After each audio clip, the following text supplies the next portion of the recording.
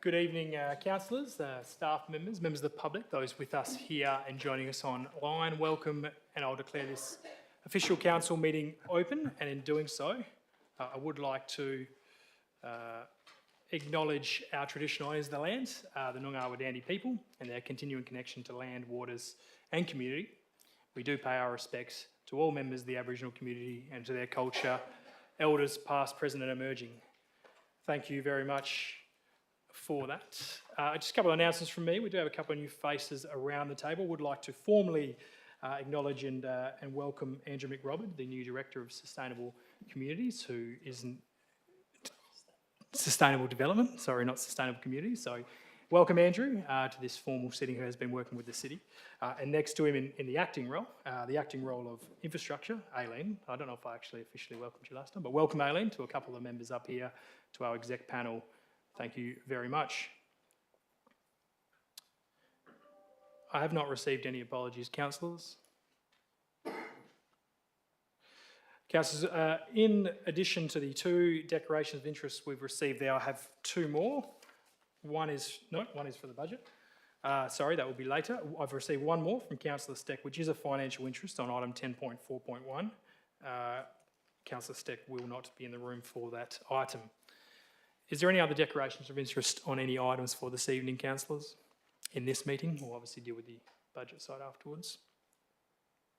Thank you, and noting that we do have the budget scheduled for 6:30. If we are not there on time, we will adjourn this meeting. We'll work our way through this though.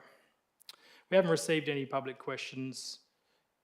We do have the confirmations of the previous council meeting. Somebody happy to move those minutes? Thank you, Councillor Steele. Seconded by Councillor Kozsek. Likely to be a debate about that, councillors? Those in favour, please indicate. That's carried. Thank you.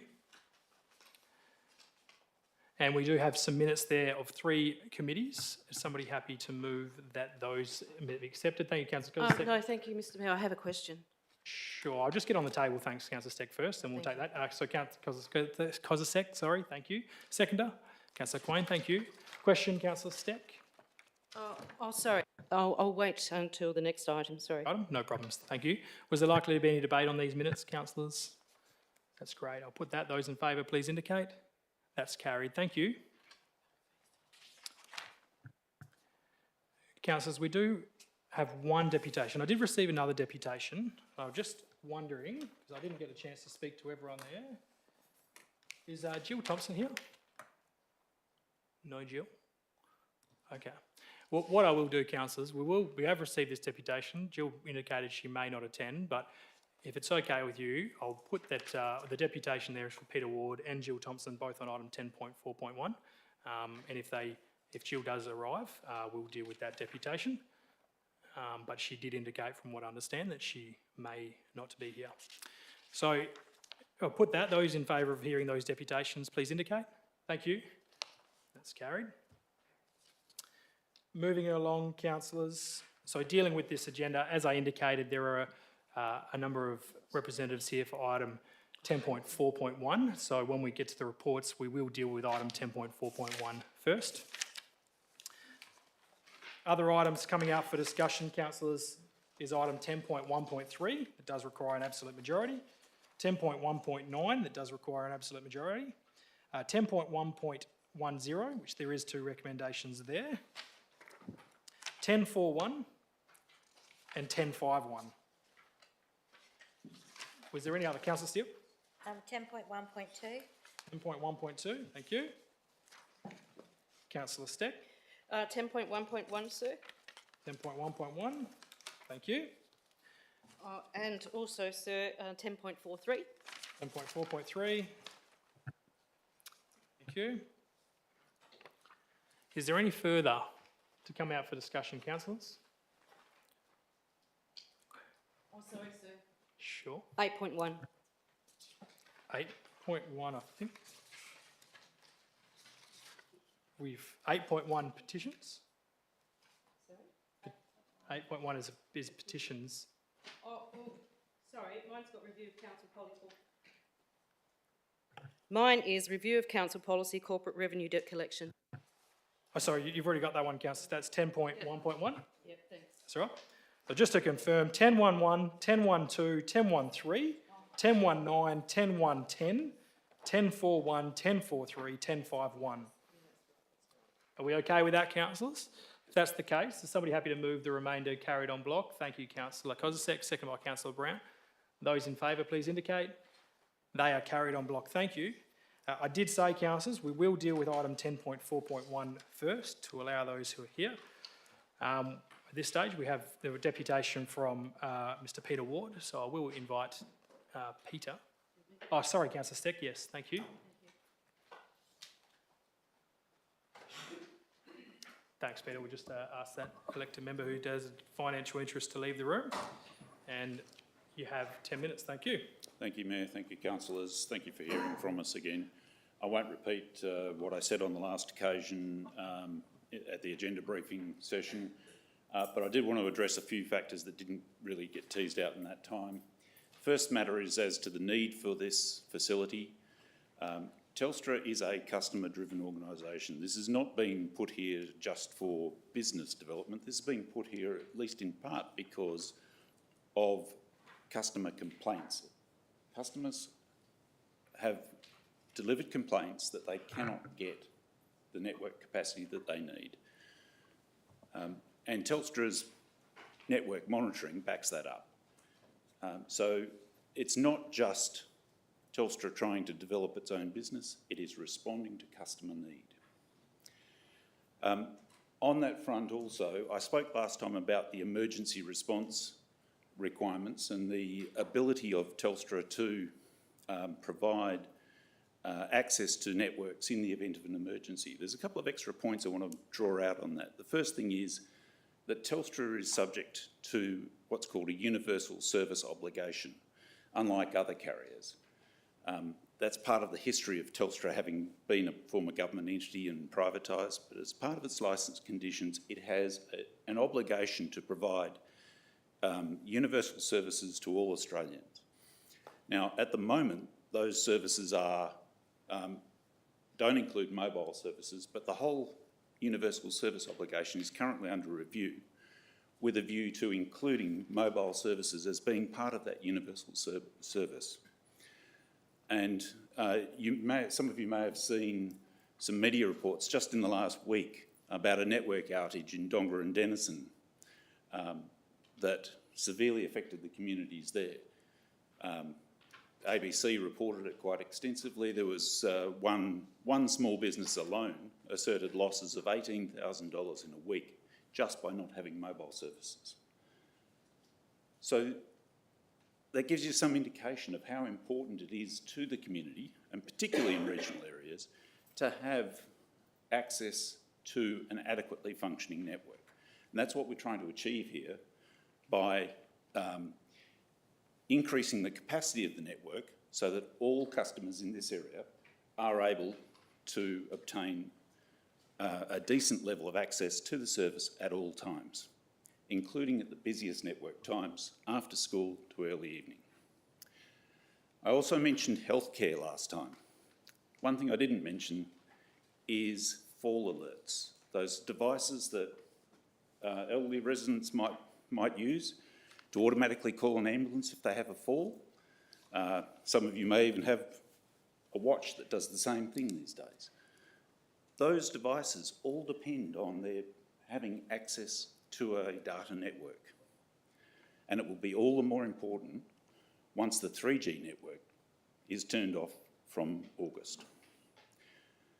So it's important that we get enough capacity into this area to service the current and future needs of your community.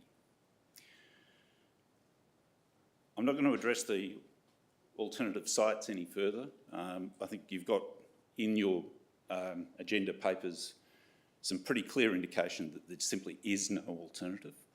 But I do want to address the third aspect about the impacts of the proposed development, particularly in light of something that was said by the other speaker at the agenda briefing. You were told a lot by the other speaker about the potential hazards of 5G radiation, a lot of it with absolutely no evidence. Now, I just want to make something quite clear about that. Firstly, The only evidence you've got before you is the evidence as to what the Australian standard is and that this facility complies with it absolutely. This facility will emit less than 0.5% of the independently determined standard. The second thing is, for all the hype and concerns that are raised without evidence about the network that's being used, it is not a relevant planning consideration for you. What you're here to determine tonight is whether a pole with antennas on it should be constructed. That's the planning issue. And the visual impact of that is, of course, a planning issue. But what antennas are put on there and what frequencies those networks use is all governed by the Telecommunications Act. That is not a planning issue. That is something that is independently determined, and the networks that will put antennas on this pole will all be required to comply with Commonwealth legislation to make sure it is safe. It is government-approved frequencies, and the transmission powers are all set in a way that complies with the Australian standards. So for all of those comments that were made by the other speaker last week about what might be the hazards, that is not a relevant consideration. It is not a planning issue.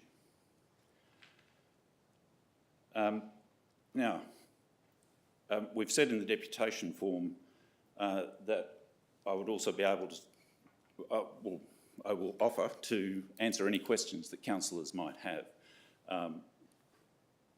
Mr Mayor, if there is any questions, I'm more than happy to try to clarify any concerns councillors might have. Sure. In this forum, Peter, there's no opportunities for back and forth with elected members. So obviously you can finish your deputation. You have a couple of minutes and then council will consider that. Yes, well, if there are no questions, then I'm happy to leave it there. Thank you, Mayor. Thank you. Councillors, we have an executive recommendation in front of us. Is there a mover for that executive recommendation? We might just get it on the table first. Thanks, Councillor Steele. Is there a mover for this recommendation? Councillor Brown, is there a seconder?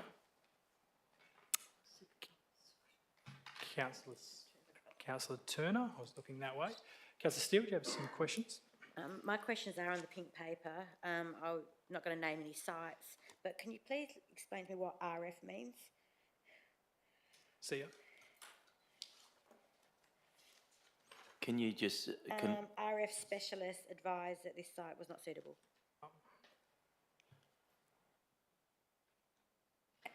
See ya. Thank you. It's mentioned it quite a few times throughout that document. Thank you, Mayor. I might just get the Manager of Planning and Building maybe to answer that question. I think she's just looking through the document. Through the Mayor, I might just need a minute to try and... That's from the... Have you got an example there, Councillor? unless, Yep. if I could, it is from the applicant's submitted material, what the abbreviation stands for. I'm happy to take that if it's a very, just on that particular question, if you can answer that very succinct. Thank you, Mayor. Yes, the reference to an RF specialist is to Mr Whittick, who attended the mediation, who is a network specialist, and it's talking about radio frequency propagation. It's whether the alternative site meets the needs of the network in terms of providing adequate radio frequency coverage. Thanks, Ben. Thank you. Councillor Steele, further question?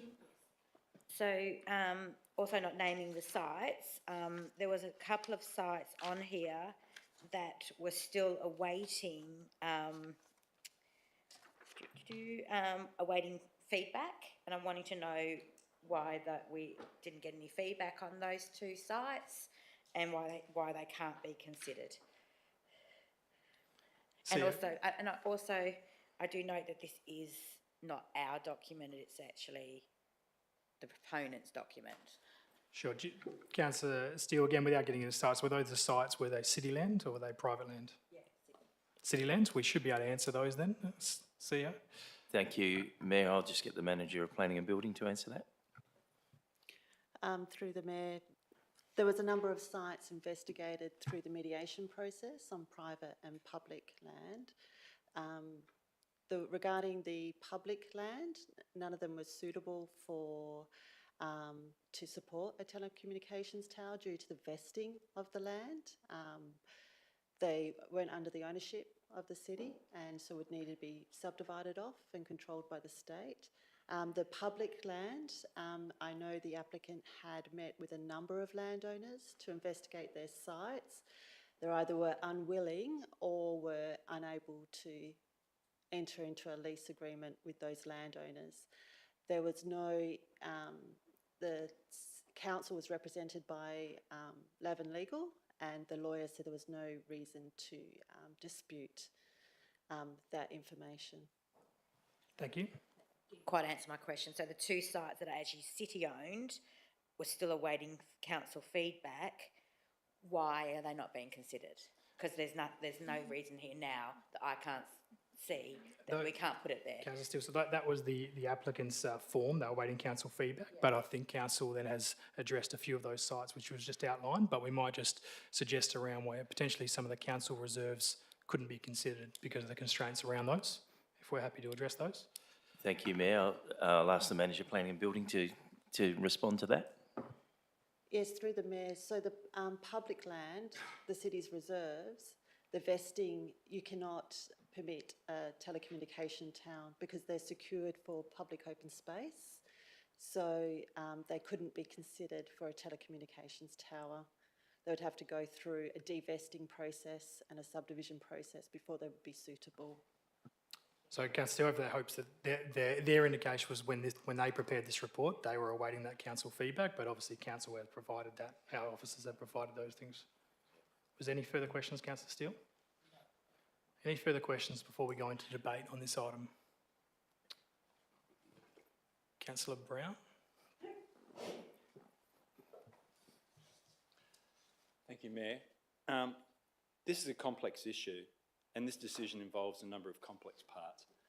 In December, when this first came before us, I had to think deeply about it.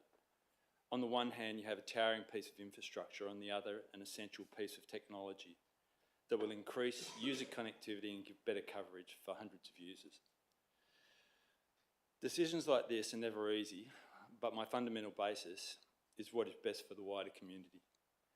In making my decision, I'm guided by our experts from the state government agencies, federal department, and our own local government experts.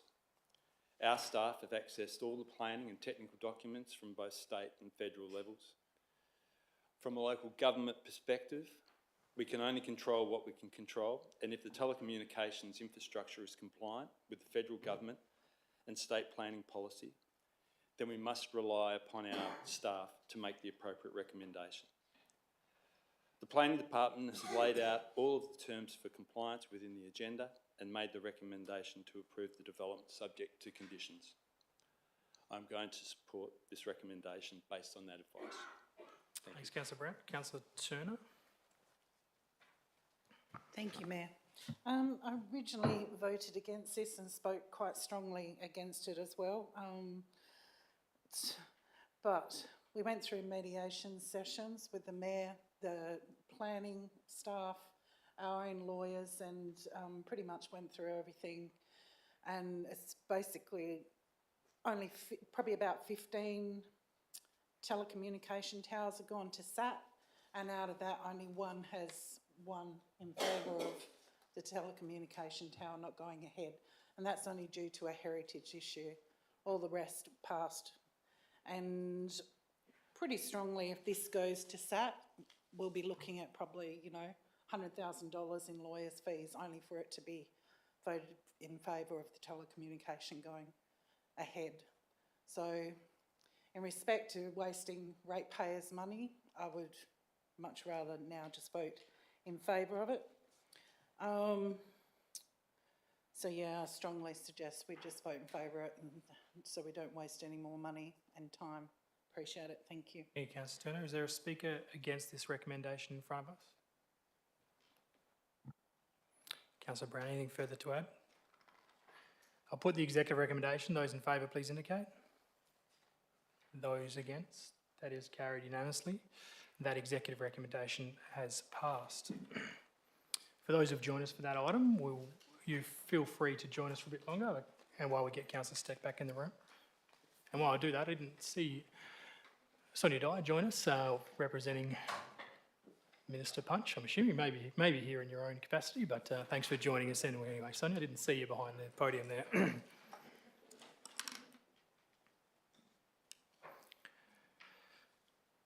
Thank you, councillors. We move our way back to item 10.1.1. Was this a question, councillor, or are you speaking against this, Councillor Steck? If it's a question, I might just get on the table first. Yeah, thank you. No, I'll get it on the table All first. right. Thanks, Councillor Steck. Sorry. Do we have a mover for this? Councillor Quain, is there a seconder? Councillor Kosdick, thank you. Question, Councillor Steck?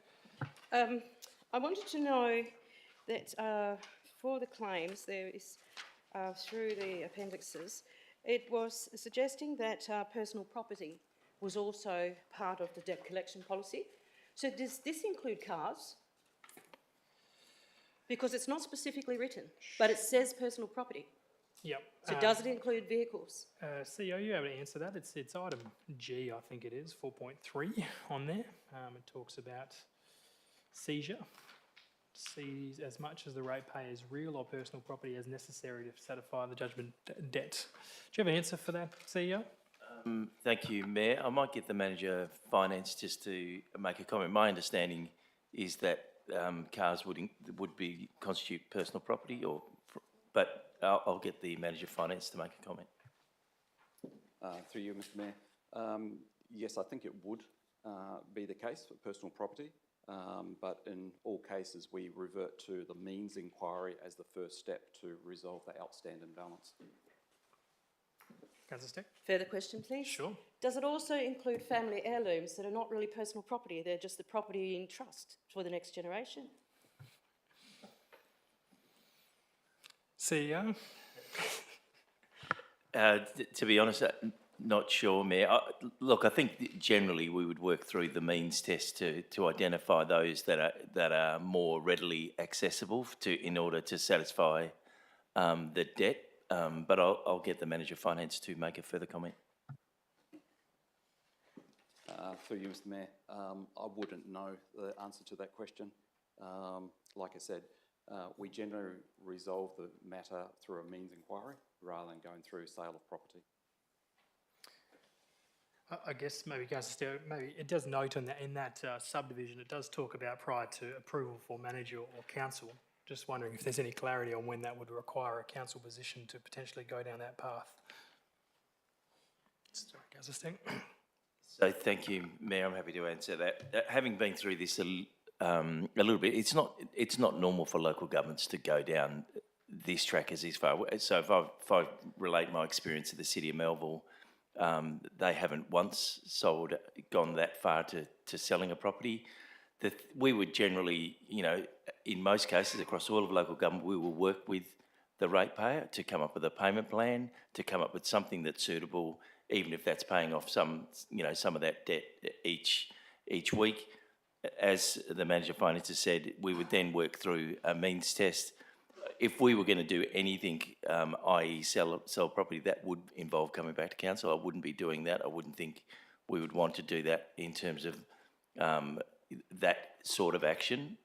The only time at the City of Melville we've contemplated that is where people have multiple investment properties, and we have looked at that. But again, they still haven't done that. Some local governments have, but the vast majority tend to work with the ratepayer through a payment plan and or through the means test if it gets to that.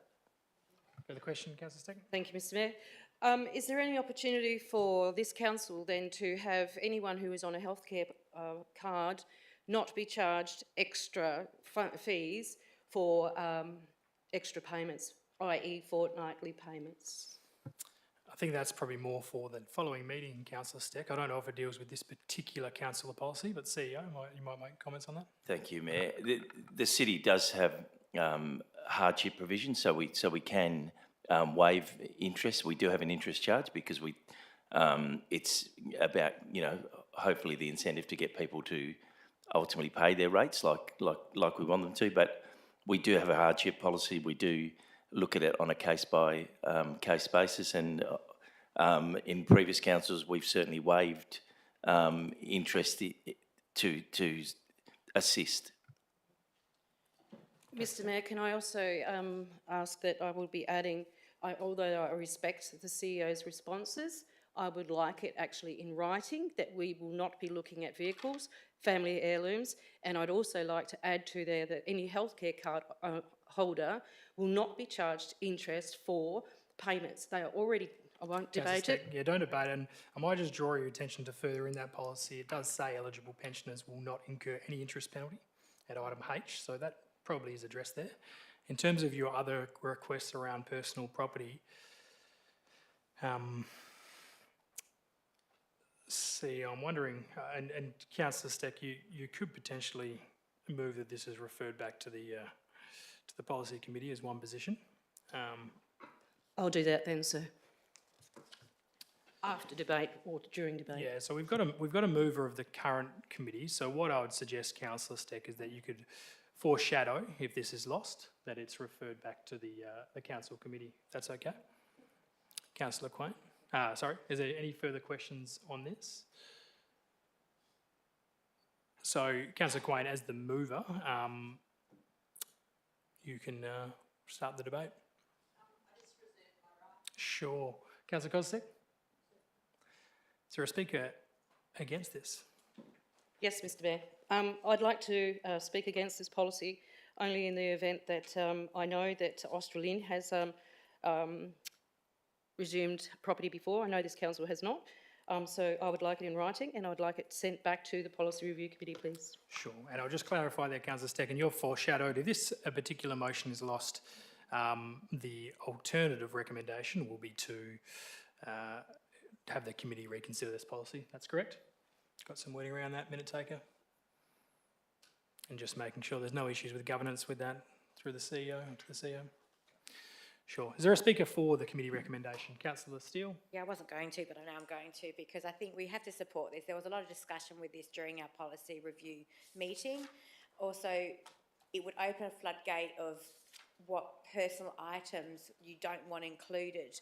You know, you might, think your car's the best thing, but I might think my kitchen table is the best thing, so I don't want kitchen tables involved. Point of order, Mr Mayor. One's an income earner and one is just... Councillor Steck, I'll allow Councillor Steele to continue the debate. I believe she's clarifying. Well, someone your might questions. like their washing machine or their kitchen table. They might use their washing machine to have income. So it could actually open a floodgate if we start naming or personaling in things. That's why I've just... Sure. Is there a speaker against the committee recommendation? Back to you, Councillor Quain, to close the debate. Oh, you did reserve your right, Councillor Kozisek, so you do have the right if you'd like to. Councillor Quain? Okay, no further add. So, councillors, just the committee recommendation is as read. If this is lost, we will go to the alternative recommendation. Those in favour of the committee recommendation, please indicate. Those against? One against. That committee recommendation is carried. Thank you. Item 10.1.2, which, again, will you question? No, I'm actually going to move that we lay this on the table. So you're moving that we adjourn? Hang on. Or whichever one it is. You're deferring? Defer, yeah, So because the item may be deferred, sure. Mover may speak to that. Do I have a seconder to that? Thank you, Councillor Steck. So, councillors, just so you're aware, if the item is deferred, the mover may speak to it, but there'll be no further debate. So, Councillor Steele, you can speak to the deferment. I'm just would like all councillors involved in this during our discussion at the policy review meeting.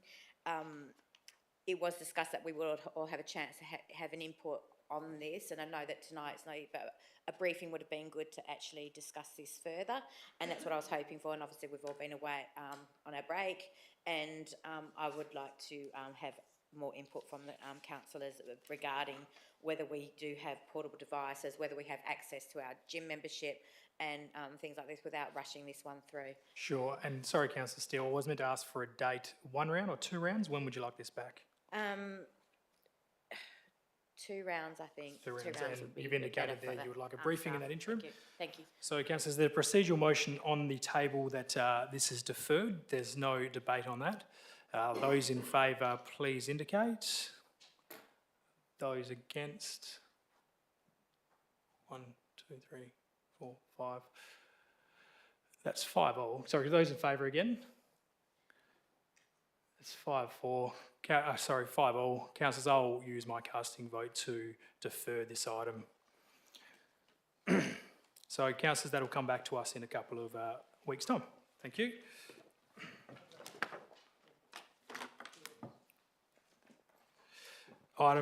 Councillors, we are now I'm going to take you, all right there? You're able to jot a couple of things down? Thank you. Item 10.1.3. This does require an absolute majority. Sorry, Councillor Steele. Happy to move that. Is there a seconder? Thank you, Councillor Andrew. Likely to be any debate on this, councillors? I'll put that. Those in favour, please indicate. That's carried unanimously. Thank you. Item 10.1.10. So, councillors, we do have a committee recommendation here, but sorry, 10.19. Sorry, first. This does require an absolute majority. Somebody happy to move that? Thank you, Councillor Kozisek. Seconder, Councillor Steele. Thank you. Is there likely to be any debate on this, councillors? So 10.1.9 is the probational review for our CEO. So this does require an absolute majority. Likely to be any debate, councillors? I'll put that. Those in favour, please indicate. That's carried unanimously. And thank you, CEO. Welcome now. As long as you accept, you'll be staying with us past your probation. Thank you. Councillors, now we're item 10.1.10. Now, as is customary, we do have 2 recommendations here, but we do have an executive recommendation. So we will deal with that. That has been foreshadowed, the committee recommendation, but we'll deal with the executive recommendation first if it gets on the table. Is somebody happy to move the executive recommendation?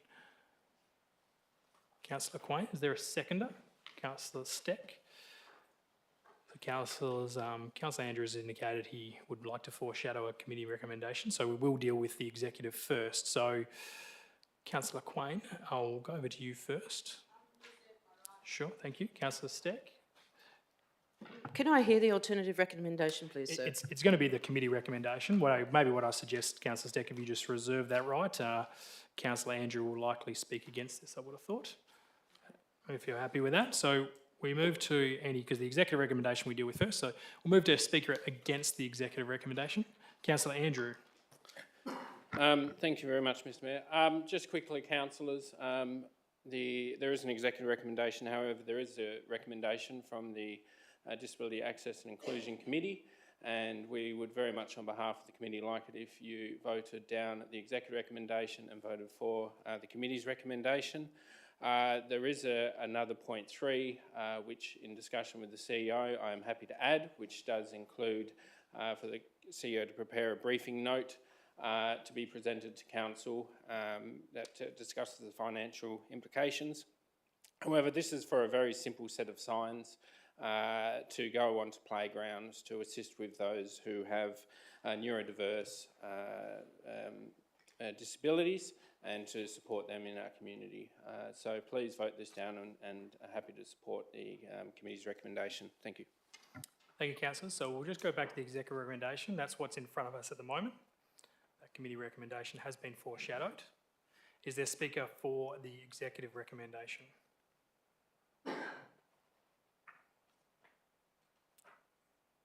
Councillor Steck, you did reserve your right. Anything to add? Or anything? So, Councillor Quain, to close the debate, if there's any needed. Sure. So, councillors, if this executive recommendation is lost, we'll default to the committee recommendation, which has been foreshadowed. So, those in favour of the executive recommendation, please indicate. Those against? That executive recommendation is lost. We will go to the committee recommendation, which was foreshadowed by Councillor Andrews, so I'll take that as a mover. Is there a seconder to this committee recommendation? Councillor Turner, thank you. Councillor Andrew, anything further to add?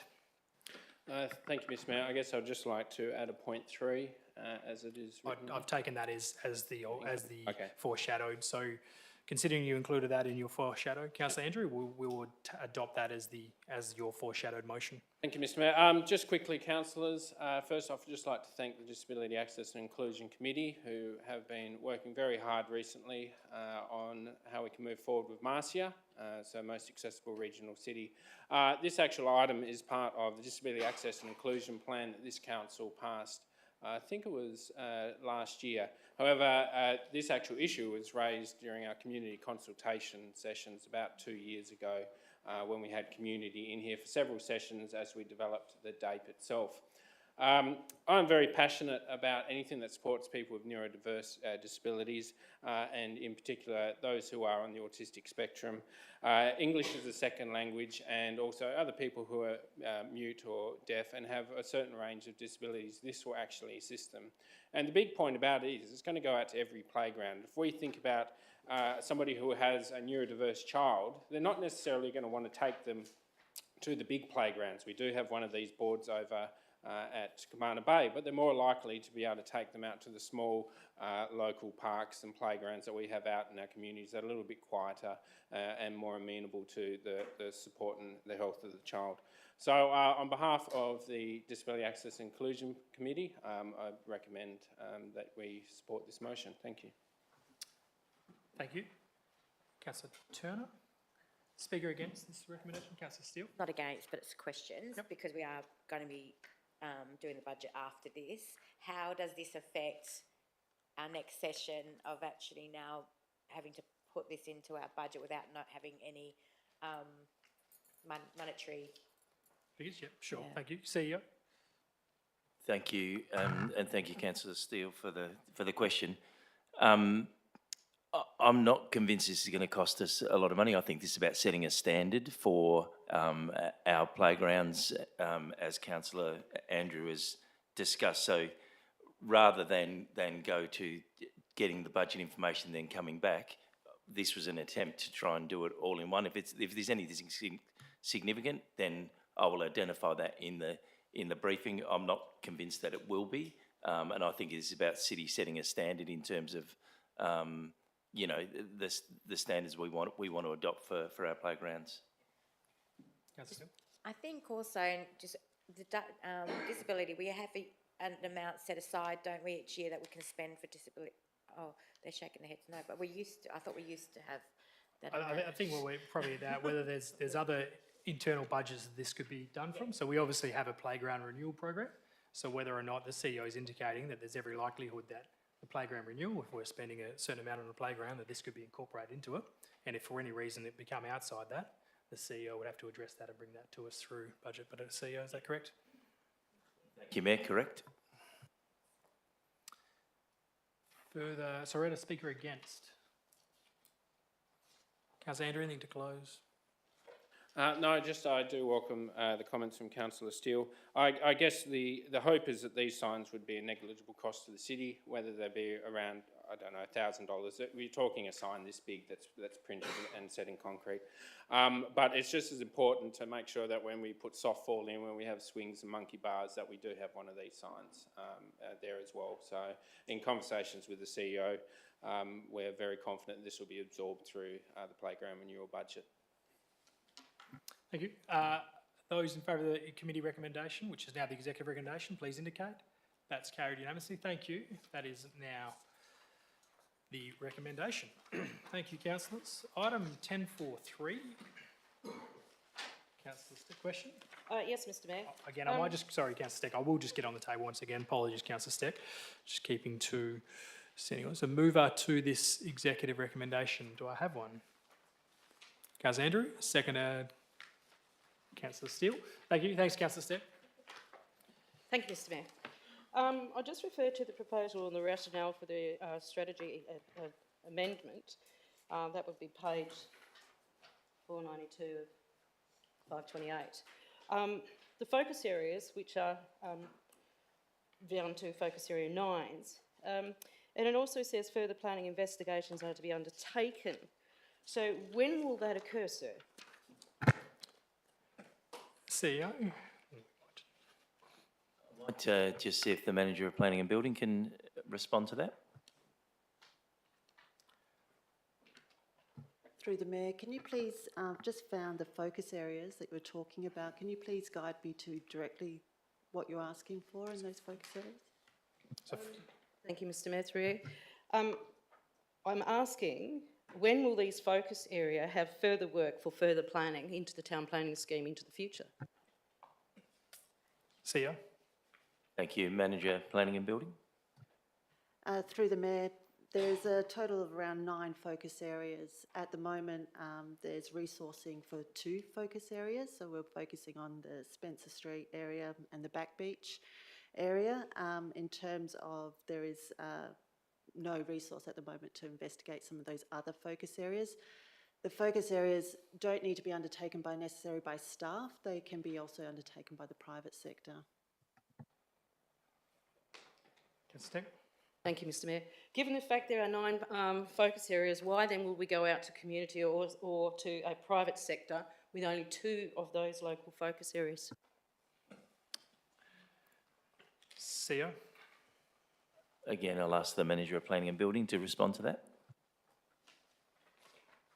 Through the Mayor, I'm not entirely sure of the history, but there were priority projects identified through the normal channels, and they were identified as the 2 priority projects to progress in the housing strategy. Further questions, Councillor Steck? I do. I'm just questioning, I guess, why isn't it that we are not looking to the future to have a look at zoning changes through specific areas of those 9 focus areas? CEO. Thank you, Mayor. I'll see if the Manager of Planning and Building wants to make a comment, or the Director of Sustainable Development may want to make a comment.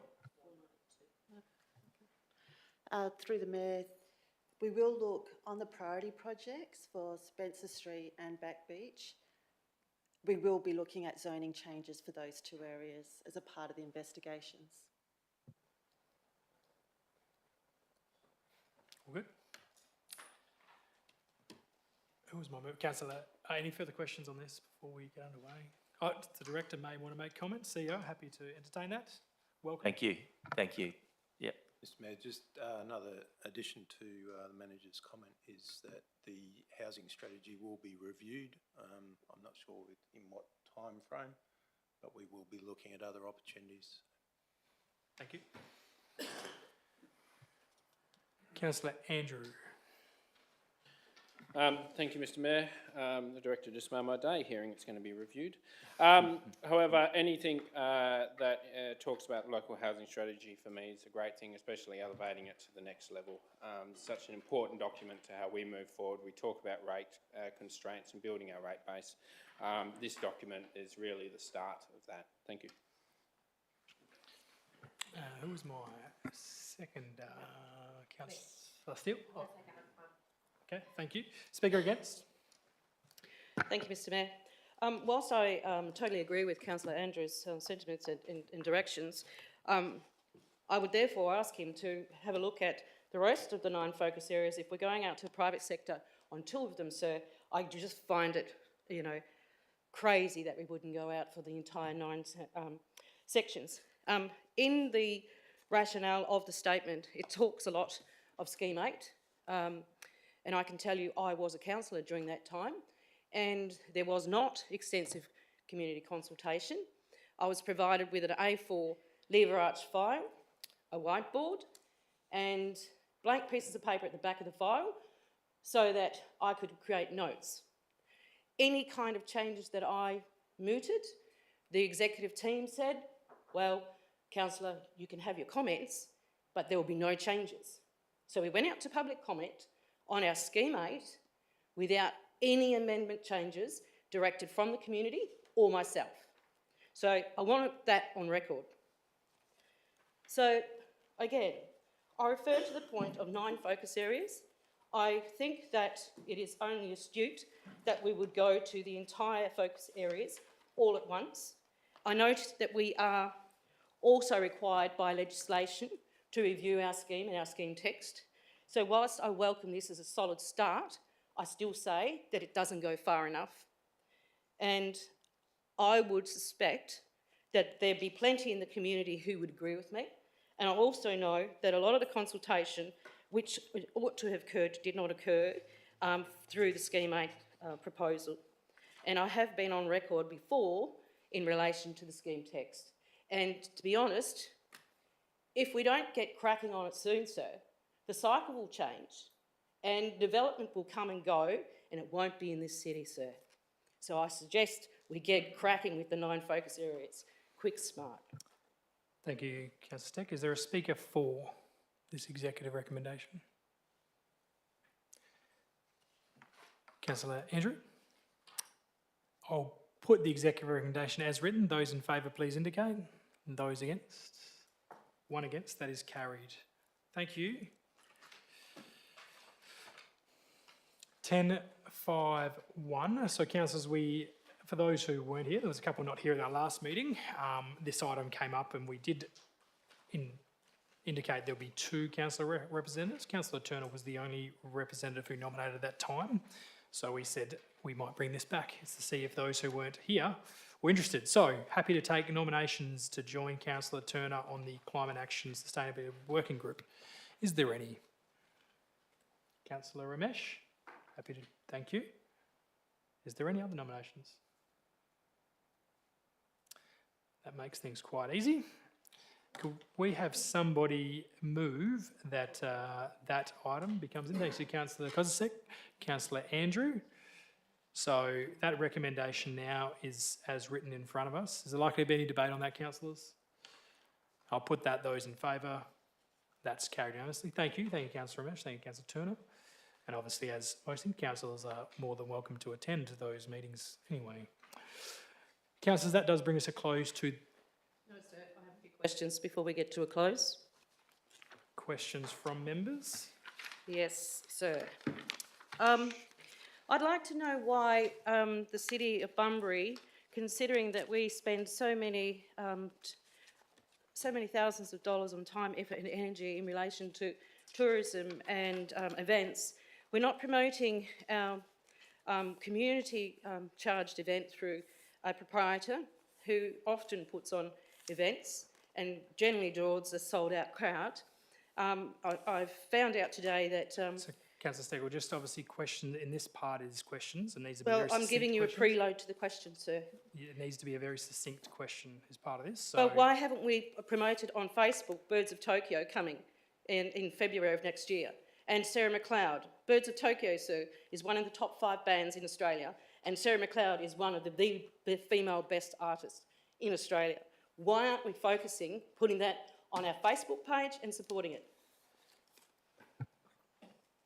we normally take questions on notice, Councillor Steck, so I don't know if the CEO has a response for that, and he may need to take that on notice. He may not. He may have a response now for that. So thank you, Councillor Steck, for the question. We did discuss that today in the Mayor's meeting. I don't know, we are promoting it through our individual pages, but we don't normally do individual events through our own Facebook page.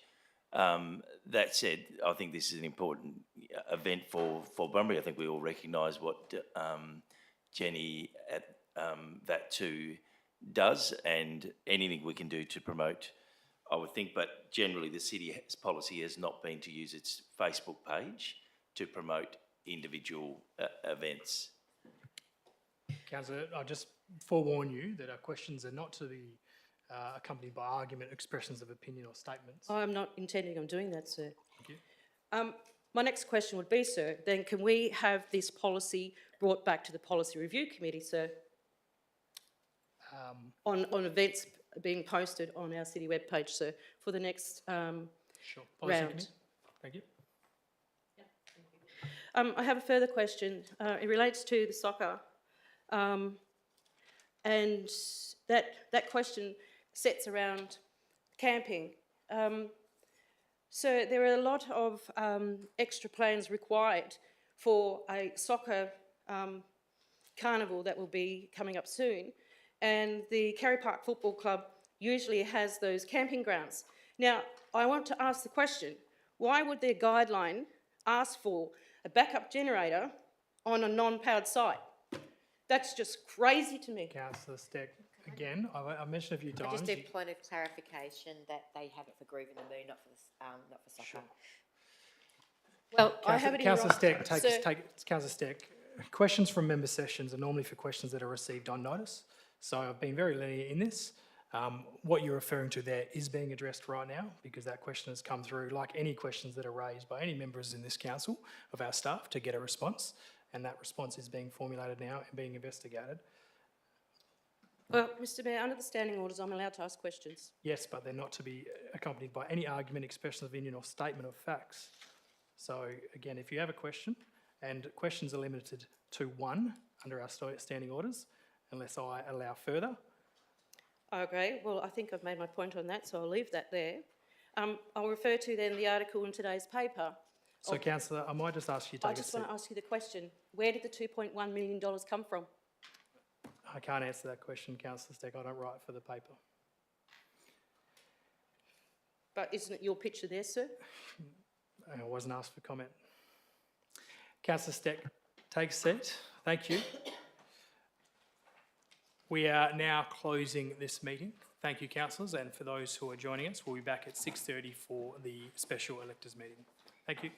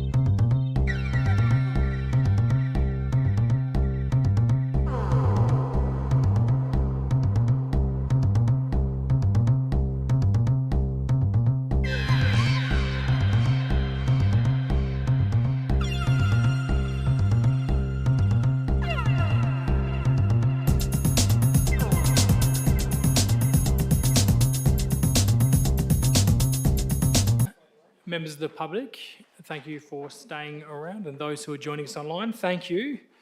I'd now like, sorry? Oh, sorry, thanks Deputy Mayor. We are now coming to the special electors meeting, which this meeting has been held to adopt the City of Bunbury Corporate Business Plan, Workforce Plan, Long-Term Financial Plan and 2024-25 Annual Budget, which is why we're here this evening. So I would like to declare this meeting open, and in doing so, I would like to acknowledge the traditional owners of the land, the Noongar Wadandi people, and their continuing connection to the land, waters and community. We pay our respects to all members of the Aboriginal community and to their culture, to the elders past, present and emerging. Thank you very much. We are all here. I have received one declaration of interest, and councillors, if you do draw your attention to your agenda on the declarations of interest part of the agenda, it does indicate that there's obviously exemptions for those who own property in the city because there's a common interest. But in saying that, there is an impartial interest from Councillor Andrew on 7.2.6 around his membership of Rotary. Is there any other declarations of interest, councillors? Thank you. We haven't received any public question time. So as I indicated at the start, councillors, the purpose of tonight's meeting is as follows: to adopt the corporate business plan, to adopt the workforce plan, to adopt the long-term financial plan, to adopt the City of Bunbury 24-25 budget, to adopt the rate in the dollar and minimum rate for the general and specified area rate that council will levy, and to adopt the proposed charges for refuge collection and waste mineralisation. There are a number of items to work through, councillors. Some of, majority, do require an absolute majority. Those who do require that in certain parts, we can take separately if required. So, councillors, we have item 7.1, which is the adoption of the City of Bunbury Corporate Business Plan from 24-25 to 27-28, the workforce plan for the same period, and the long-term financial plan for 24-25 through to 2035-36. We have an executive recommendation there with 4 points. Do I have a mover for that executive recommendation? Councillor Andrew, is there a seconder? Councillor Smith. There was indication of a question. Councillor Quain, you had a question on this item? Yes, thank you, Mayor. I have a question on page 17 of the corporate business plan regarding outcome 3, a healthy and active community. I'm aware that we're still currently working on updating the sport and recreation plan. So my question is, so the intent of that plan is to identify the needs of our sporting facilities and I guess to rank them in order of priority.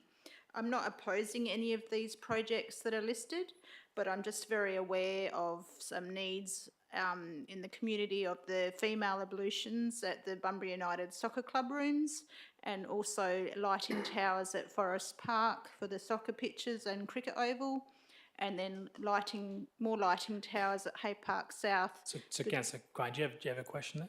Yes, so my question is, the other items that I feel of need, how will they be reflected in the budget or the future sport and recreation plan? Thank you, Councillor Quain. So I might just have a crack, then I might refer to the CEO. But as you're aware, obviously, the long-term financial plan, and we are aware of our current sport and recre plan, which is being updated, as are a number of our plans, and they are always updated, which help form part of future long-term financial plans. As you're also aware, we do have other circumstances that come along throughout the year, which weren't potentially part of the long-term financial plan, which are incorporated into it. So this is a plan. It's something that we adopt as what we expect is going to be the expenditure, but trying to, as you're aware, trying to budget out for 1 or 2 years, let alone 10 years into the future, can be very difficult. But this is giving some guidance to what we do. But I might refer to the CEO if you have any other comments around that. Thanks, Mayor. I think you covered that off pretty well. As elected members would be well aware, there's the sport and rec plan. There's also the 9 asset management plans that we've been working on over the course of the last probably 6 to 8 months. So, and as I probably outlined in the budget workshops, there is work that will need to be done on updating the long-term financial plan. So this reflects the current information that we've got. But as with most local governments, most of these plans are correct at the time, and then as things change, need to be updated regularly. And most local governments would be in the same position that we are. We've got a fair bit of work to do now now that the elected members has seen the 9 asset management plans, incorporating those, but we've also got a whole lot of revenue that we probably need to model as we start to look at, the Glen Iris Village proposal and some of the other land developments that we're looking at. So they're correct at the time, and they're things that we're required to do under the Local Government Act, but there's always, with all of these plans, the element of updating that needs to happen, and, the timing of those. Thanks, Councillor Quine. A further question, Councillor Stack? Thank you, Mr Mayor. Just on page, I think it's 12. Just which document, sorry, Councillor Stack? There's a couple of different documents on this one. Page 12 of the Yes, agenda? yes, yep. Or No, on the actual plan. corporate business plan? Yeah. Yep. On the right-hand side, second column, second paragraph down, we're addressing the housing and homeless issues and ongoing need for affordable and social housing, but yet we do not have a dedicated committee for that, yet we have 5 committees for the art gallery.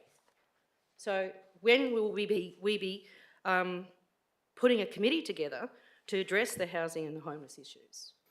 Councillor Stack, yeah, we have adopted the council representation in the terms of reference, but I'll ask the CEO to see where the next part of that is. So that's something that I have discussed today. So that the appointment of the community members is the next stage in that. So we will work, once we get the budget out of the way, on that, on getting the community members. I've already had some expression of interest, but we need to do it in a formal process. The other thing I would say, and Councillor Stack, you weren't here last week. We had a really comprehensive update on some of the housing and certainly Glen Iris Village and some of the work we're doing at Back Beach, and the work that we will bring back to council is around the land rationalisation project. So they're all real key inputs into trying to create more diverse housing solutions across the city of Bunbury that will assist in terms of the housing shortage that we do have. So there's lots of work going on in the background, but we will get the committee together. We'll go out to formal advertising and start that process as soon as we can. Thank you, Mr CEO. I do have a question about Tuart Brook, but just remind me and I'll come back to that because I want to stick to this document. The $70,000 for the Bunbury Brighter campaign, I note that the imagery is of all white males and 1 female attached to a guy. I find that inappropriate and I would like us to revisit that. I also, for a secondary question, sir, $70,000 towards that program and no money for the tourism plan through the next to 2028. Question that. If I could just roll on. We might deal with them one by one. CEO. So just in relation to Bunbury Brighter, we did have that discussion today in a meeting with the Mayor and Deputy Mayor. We are reviewing the Bunbury Brighter campaign, so all of that's going to be updated, and we do have funding to do that. That also links into the stuff that we're trying to do from a tourism plan point of view, Councillor Stack, that you're obviously well aware of. In terms of the funding for the tourism plan, once we've adopted that, we'll look at the funding that we need. There's a number of initiatives in there, and we'll see how we can leverage either existing funding or use the budget review that we have in October to start to populate some of the funding that's required. We've also got the work that we're doing in terms of the signage and the destination marketing that we're looking at as well as part of the economic opportunity of the board project. So there will be some funding and there's more funding that we'll have to identify, but we need to adopt the plan first. I'll probably just note on that, Councillor Stack, there's not 0 for the tourism plan, there's an asterisk there, indicating that obviously, as the CEO just indicated, there's likely to be filled at some stage. Further questions, Councillor Stack? Yes, Mr Mayor, thank you. Just in relation to the Tuart Brook program, have we gone to the Minister and asked the Minister, can we have the land, can we purchase the land from state government, rather than it being invested into Landcorp, who's going to be part of the project, and they're going to nick off out of the city with our profit? There's been significant conversations on Chilbrook, Councillor Stack. I'm just mindful that's obviously the question there's around housing, and the CEO did allude to Chilbrook, so I'll let the question stand. But CEO, do you want to maybe update on Chilbrook? Thank you, Mayor. We did have a meeting with the developer a couple of weeks ago around Chilbrook and around the progress for that, and then the need that was principally around the advertising. In terms of the ownership of the land and whether we should I think the developer was looking to buy that from Development WA, who own the land. I'm not sure where that's at, but the Director of Sustainable Development may have some further comment in relation to that. Thank you, CEO. My understanding is that Development WA are progressing with investigations into that land for alternative housing options. Other than that, to purchase that land, there is significant infrastructure costs, and I'm not sure council is in a position to make an offer on that. And again, it's owned by the state. So. Supplementary question, Mr Mayor? Sure. Thank you. That goes to exactly what I said, sir. Why aren't we asking the state government minister if we could buy the land and then sell it? And why would we give the profits of that land to Development WA? Why won't we go to the minister, sir? So, Councillor Stack, I don't think the conversations around Chilbrook are anything to do with this particular executive recommendation. And I can assure you conversations have been having with the minister, and we can provide you with the briefing note that we had with the minister on that particular item. Thank you, Mr Mayor. One final question, sir. Yes. On page 43, I think it's 43, yep. Council support. It's 988,486,000. And it's a 1.2 employee. What is that? I'd imagine the operating council support is probably paying a lot of the elected members' sitting fees, Councillor Stack. But CEO, do you have a breakdown of that? Thank you, Mayor. I don't have the breakdown with me, but I would suggest that that does cover elected members, the payments to elected members. Further questions? Councillor Quain. Through you, Mr Mayor, on page 35 of the corporate business plan, it says to partner with other local governments in the region to support Bunbury Geograph tourism. So the city's allocated 60,000 every year with an asterisk. So I was just curious as to the other dependent on sources external to the city of Bunbury. So I'm assuming there must be amount from other local governments surrounding us, and I'm just curious as to what that amount might be. Sure. And Councillors Quain, you're aware we did have a briefing. I'm not sure if you were there around this particular position, and CEO and I attended the Bunbury Geograph member councils where we indicated that we wouldn't be supporting to the same amount as we have done, hence why there's an additional or an asterisk there, is obviously that conversation is still ongoing about who's paying for what. But CEO, anything further to add on that? Thank you, Mayor. You are correct there. The other councillors in the Bungeo group contribute anything from, I think, 10,000 to 20,000, depending on the size of the council. One of the things we're doing at the moment is reviewing the partnership and the MOU itself. So our marketing and comms teams are working across the Bungeo region to just reshape the tourism partnership. This indicates what, our view is the city has supported this tourism partnership probably more than it should have over the last few years, and we're trying to either leverage the other councils to put in more or renegotiate the MOU and what we're requiring from that. One of the things we're also trying to look at is our desire to have more destination marketing, and again, that's part of the economic activity and trying to get more people to come into Bunbury as a result of the changes that we know that are coming. So there's a few things going on in that space, but the review of the MOU is going to be key to that. We've signalled our intent to reduce our contribution because we think it's time that others contributed more. Further questions on any of these documents presented here, councillors, before we go into debate?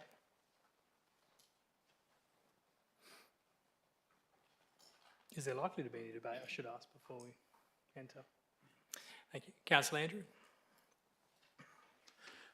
Thank you, Mr Mayor. Just quickly, just like to thank Council and yourself for all the time and effort into the number of workshops that we've been through, and to the staff and their input into producing these documents. They're a very large piece of work that we have to do every year, but it's a really important, and hopefully as we move forward and we can continue the integrated planning, that we'll get a lot more buy-in from the community when they can see it all laid out nicely like this. Thank you. You. Councillor Smith, Deputy Mayor. Thank you, Mr Mayor. I'll just reiterate what Councillor Andrews just said. In fact, he's taken the words right out of my mouth. We have had numerous workshops and meetings starting in end of January to get to this point. And I just point out that there's a paragraph on page 7 that says, provides the Bunbury community with a plan to deliver the vision, goals and objectives of the strategic community plan.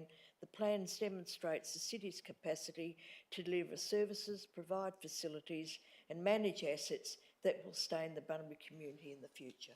And I think that says it all. Thank you. Councillor. Speaker against this executive recommendation? Councillor Gasson.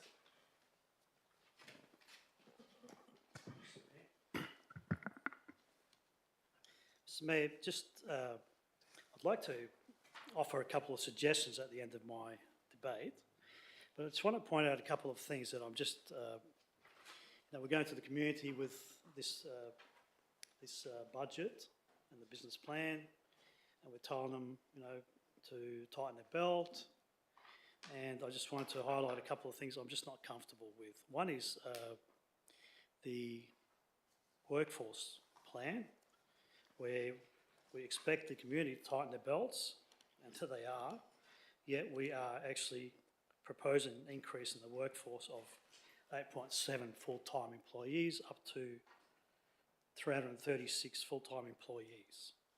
So I'm just a little bit uncomfortable with that. The other one is the long-term financial plan. I've raised it in the past that I don't believe it contains everything that we've committed to, and maybe we should have a shadow long-term financial plan. Speaking about the art gallery, $45 million there. And I guess what I'm saying there is, if you look at that long-term financial plan towards the back of the report, there is an extreme amount of red, lots of red dots, both in the short term and the long term. So that, to me, is signs that we need to give some focus on what we're actually doing. And with that in mind, I just want to raise a couple of positive things that we can do, right? And it may be controversial, I don't think it is, but maybe. A few years ago, the state government did consider capping of rates. And then they walked away from it because there was a lot of opposition from the mayors and so on.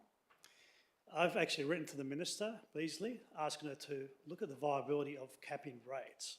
What we have in local governments is we have effectively a monopoly, and we have a captive market and no competition. So we can actually set rates the way we want to, and there's no, no recourse of ratepayers until there's elections. That's the actual day of reckoning. So rate capping may sound a bit harsh. It is done in Victoria and it is done in New South Wales. And then generally they cap them at either the CPI or below. Now it may sound like, oh, we're going to be forced to cap rates if the government ever takes that decision. But what it's done over East is force government to look at the budgets of councils when they set the K-trapping parameters, and the consequences of that is actually more funding to councils, because I suppose the onus is back on the government by setting the rate to make sure the councils are funded, and it's actually increased in more monetary flow to councils. So what a great outcome, I think. The difference between what we set, let's say we set 7% and the CPI 4.2%, whatever it is at the moment, over East, that's actually picked up by the state government. So that's one suggestion. And as I said, I've written to the Minister, happy to table that letter. The second one is probably more about time that we should start looking at it. and that is a marriage. A marriage where we have a council here that is lacking space, but we do have scale. We have an adjoining council that has got a lot of space, but they lack scale, economic scale. So a marriage, let's say we propose to the Shire of Capel that we engage in talks to a full merger to look at creating a nice big city. I can imagine, you know, the Monaco of the Indian Ocean, in the southeast of Western Australia. The benefits of such a thing. Point of order, Monaco is actually tax-free haven. Thank you. Carry on, Councillor Gasser. Thank you, Mr Mayor. I should say, I'll give a chocolate bar to Councillor Steele for being the first one to interrupt. Mr Mayor. Councillor Gasser, take a seat. Anyone is allowed to call any point of order, and I can make a ruling on that. Councillor Steele indicated a point of order on relevance. I've indicated it's okay, you can continue. So you can continue. Thank you, And Mr you Mayor. have 30 seconds left to summarise your debate. So a merger would mean that we have a new city, a nice new city of 622 square kilometres with a population of over 52,000 people. It would mean the government would take us more seriously. It would mean great efficiencies and a great future for the community. It would mean a massive thing. And it's certainly related to long-term financial planning, everything that's related to this item. Thank you, Mr Mayor. Thank you, Councillor Gasser. Is there a speaker for the executive recommendation?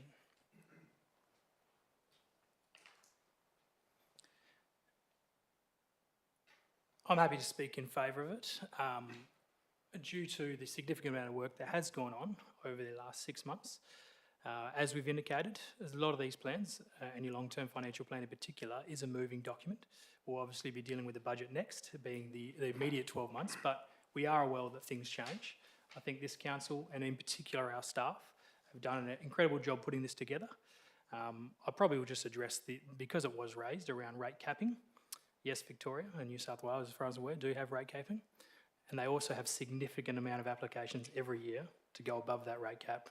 The state government does not fund the difference. They apply to extend that, and you end up in situations, like one particular council, where they had a rate increase of 100% because they weren't able to raise the rates at a significant portion previously. I know there's currently a work going on into the Victorian current position, so having a cap, in my view, would not work in that thing. That aside, as I indicated, I think the work that's happened here has been a very good bit better work.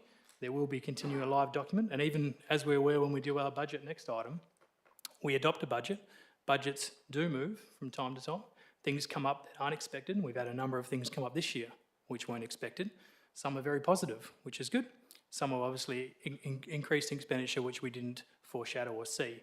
There will always be work. We do have budget reviews for changes that may happen, but of course in this particular item, as part of our long-term financial work, we can continue to work through this. We can continue to put together the documents that we require, like our support and rec plan, like our asset management plans, to give a full picture on what our long-term financial plan will be like and what our corporate business plan will be like as we continue to move forward. So I fully support the executive recommendation and would like to reiterate that support for our officers for working through this. Is there a speaker against? No, Mr Mayor, I have a question. Sure. Thank you.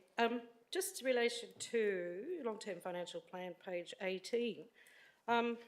Normally, I refer to a graph in our appendices through our agenda, but on this particular document, it says that in 25-26, it sets out the loan borrowings, but it goes on to say that we won't hit the 20 million or over the 20 million mark until 26-27.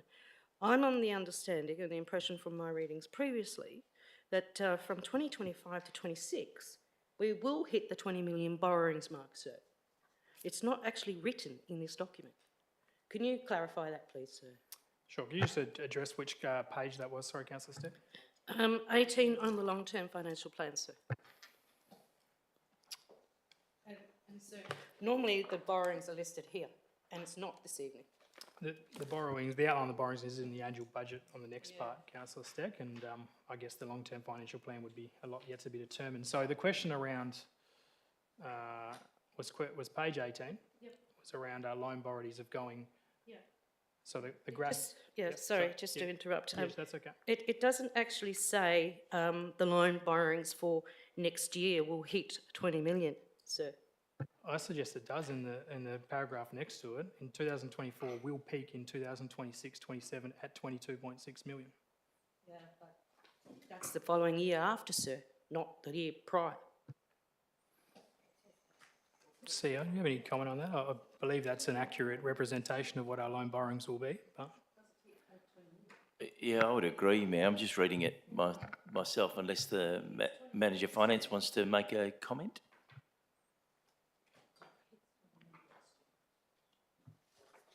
Through you, Mr. Mayor, it does peak on 26-27 at 22.6 million, and for 25-26 it does hit 20.7 million. But it does show the peak in the 26. So I realise it's written here in black and white, but it doesn't stipulate the loan borrowings, what they will hit next year. It's not in the long-term financial plan on this graph. I dispute that. Mayor, I may just get the Manager of Finance just to respond to that. Through the Mayor, if councillors refer to page 50 in the document, it gives the total loan outstandings for each year of the document. thank you, Manager. Thank you, CEO. Speaker against the executive recommendation.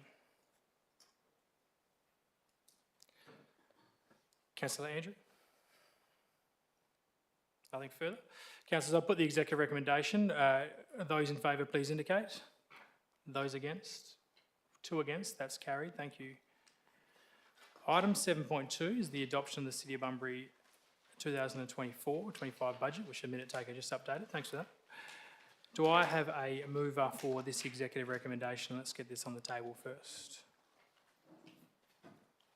Is there a mover? Councillor Kozisek, thank you. Seconded. Councillor Andrew. Might also want to just jot in point on the end of point and their minute taker after Pelican Point. Or just before Pelican Point. Item 1.3, thank you. Councillors, are there any questions before we enter debate on this particular item? Thank you, Councillor Steele. Yes, page 66, about the youth program support, MOU, when does that run out? Sure, and I might ask the CEO to address that, and potentially we have had some conversations around different MOUs and situations on a few things, and I might just ask the CEO to make some comment around that, that particular point, and then future points around some of those current arrangements. Thank you, Mayor. Look, this has been something that has been raised around a lot of our community grants and about the status of them in terms of whether we've got MOUs and that the acquittals and the general process. As you know, we've got not only the organisations we're supporting in the budget, but we've also got other organisations that are seeking either increases to funding or to get some base funding. What I've discussed with the Mayor is bringing something back in August that actually unpacks that a little bit, because that has been a topic of discussion in my short time here, but it is about the framework by which we fund the organisations and having that debate around understanding the governance, understanding why, the purpose of the funding we're giving them, whether we have an MOU, what acquittals we're asking them to provide, and resetting that a little bit. As you know, some of these have been, they're historical, some of them we've funded increases, then haven't necessarily reduced that over time. So that hasn't been done in time for this budget, but it is something that we will bring back, I'm suggesting in the next couple of months, to have that full discussion in a workshop and then in this chamber probably. That didn't answer my question though. When does this one run out? Because I know it's the Clontarf one, and I've up there, when the girls' academy ceased, it was always that we would reinstate $15,000 back to them, and that is not in this budget. But I've now just seen up there that the discretionary funding for the CEO has $30,000, so I'd like to highlight that maybe $15,000 of that goes to the Newtonmore Shooting Stars. Councillor Steele, I might add in there as well, because and the CEO did discuss this, and I did discuss that there has been a number of requests, probably on this page there in front of us, or the one that was just there, through Youth Care, through some other supports that we had. What I did ask through, and then of course through some of the requests we've had, i.e. the Stirling Street Arts Centre. So what I have asked the CEO, and what I did ask him, was to actually get us a summary of what we're currently committed to. Obviously that, as was indicated, hasn't been provided for this report. So obviously what I'm intending that we will be doing is having this conversation and then formally adopting these positions. So although there's a youth support program, what that goes into, obviously outside what the MOU currently says, are all things that can be reviewed. And I'd share your concerns about some of the things we need to address, which is why I've asked the CEO, will we bring in that? And as far as I'm aware, I haven't seen it, but as far as I'm aware, that work is well and truly underway and almost complete and ready for a council briefing very soon. And then obviously requiring a council position on a number of those activities.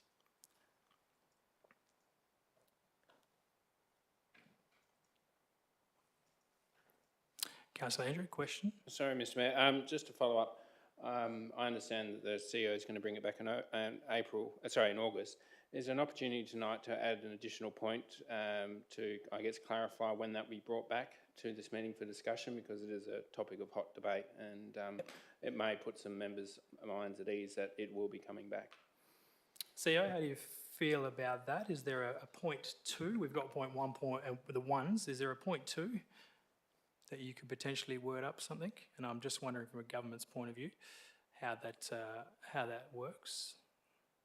Yeah, I may get some governance advice. If I could just say, absolutely, the work that has already been done on the framework, so I've already had discussions with the staff around the framework so that we can have all the information for elected members to understand what commitments we've got, what MOUs we've got, what the acquittal process is, and then have that fuller discussion around resetting some of these that have been around. Some of the funding's been in the budget for some time. We've got the pressure from others that are also seeking, further support either from the city as well as we all know. So happy to commit for that to come back as soon as possible. The work's pretty much ready to have that discussion. Councillor Quain? Through you, Mr Mayor, does this include membership and subscriptions in that body of work? Not in the particular framework, but again, I'm happy to bring that back, Councillor Quain. All of those memberships, we've provided got a briefing note, and I'm not sure if that's gone to everyone, but there is a briefing note that describes all of the arrangements that we've got, all of the memberships that we do pay. If that hasn't gone to elected members, then happy to have that discussion as well. CEO has gone, but I don't think there's been the opportunity to discuss it in any further detail, is probably the point that's raised there. So in your hands, we could take an extra point that there's a workshop on current memberships and community things, or if you're happy with the CEO's commitment in this public forum, I'm in your hands, elected councillors. I'd be happy if it was minuted. Sure. So just around some governance, maybe through you, CEO, is it okay to add a point 2 to the recommendation around something around that? And could we maybe have a conversation through you, CEO? Thank you, Mayor. I'll ask the Manager of Governance to make a comment. Thanks, CEO. Thanks, Mayor. Yeah, absolutely. The council's at liberty to add whichever points it wishes. I could just suggest if the CEO is willing to amend his recommendation by adding a point 2, that could just then save having to go through the amendment process. CEO, happy to word something up? Happy to. I'll just work with Liam right now. Great. While you're doing that, I'm happy to take any further questions on this while that's just being drafted up. It's in this. No, it's in this budget. Wait, hang on. No, yeah, it's not in this part. CEO, made a bit of a mistake there. This is actually in a future point. This is the general rate, minimum rate and specified rate. So that gives you a bit of an opportunity to word something up for the item when we get to the item, the adoption of the budget. And my apologies, councillors. Yeah, it will be, I think it's 7.4 or so, which will deal. I'll just get a confirmation on that.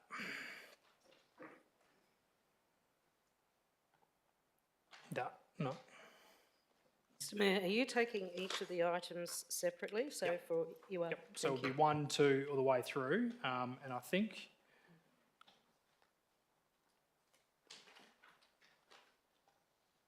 No. Nope.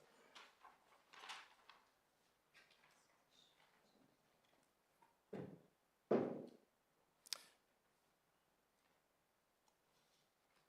just trying to find it.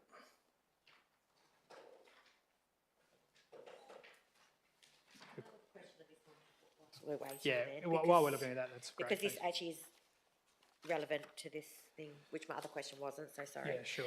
It's about the commercial garbage bin collection, which we are now going to be ceasing next year. Has this money increased? So, we- Councillor Stow, that's point 2. Oh, God. So Sit down, what- sorry. Yeah, it's sort of. It was probably tied up, to be honest, in the last bit. So what we're dealing with 7.2 and a number of points, 7.2, but I'm going to deal with each point individually. So 1, 2, 3, 4, 5. What we'll probably end up doing, and we'll foreshadow that when we get to the end of that point, we'll have a 0.9 or wherever we're at to review that, CEO. So that's, I think, how we'll deal with that. So right now we have 7.21, which is an executive recommendation around the rate in the dollar. And the minimum rate and the specified area rate. So this was moved by Councillor Kozisek and second by Councillor Andrews. So any particular questions on this particular item?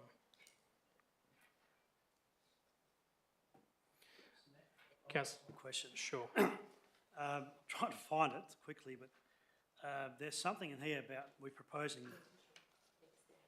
Oh, sorry, yeah, sorry, Councillor. Sorry, it's not a briefing, is it? Mr Mayor, just trying to find where it is, where it says 5% proposed for next year. If that's the case, how committed are we to that, considering we sort of committed 6% this year from last year's proposals? The 5% would have been part of the long-term financial plan, Councillor Gassett, which has been adopted now. So this particular recommendation is around the rate in the dollar for the 24-5 financial year. Are we happy to move into debate, Councillor Kozisek? Thank you. Councillor Andrew. Speaker against the executive recommendation, Councillor Steck. Thank you, Mr Mayor. Given the fact that this is for the 24-25 year, and then we're going into an election in October, I find that in a time where the community itself at large is doing it tough, and the cost of living, and even some of the entities in water, electricity and gas, they're all gone up for the entirety of the community. I understand that we're still in negotiations for staff wages. Is that correct, Mr CEO? So I know that it will fall probably above the 2.5% than what we've budgeted, which, no? Okay. We budgeted 4. So we budgeted 4% and we're still negotiating.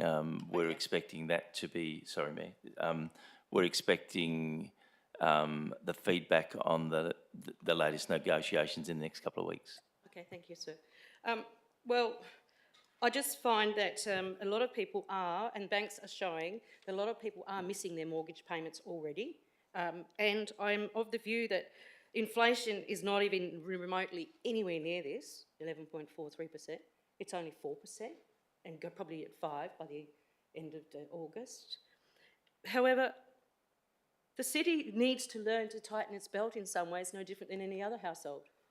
And quite clearly, I know that staff has been looking at ways to save money, but I don't believe we've exhausted that avenue further enough. And I believe that some projects we could be putting back to the following year. And again, a lot of this, expenditure, for example, the ocean pool is not part of a lot of this. and whether that project will be viable after the 5-year period that we've mooted. So again, there's a lot of open questions in relation to this budget that I don't believe we've had opportunity to cull some things out of it. Whilst we've had many briefing notes and briefing sessions, those are not ideally opportunities for councillors to actually remove certain items or champion to push them back into further future prospects. So for that reason, just throwing money at a problem doesn't fix the problem.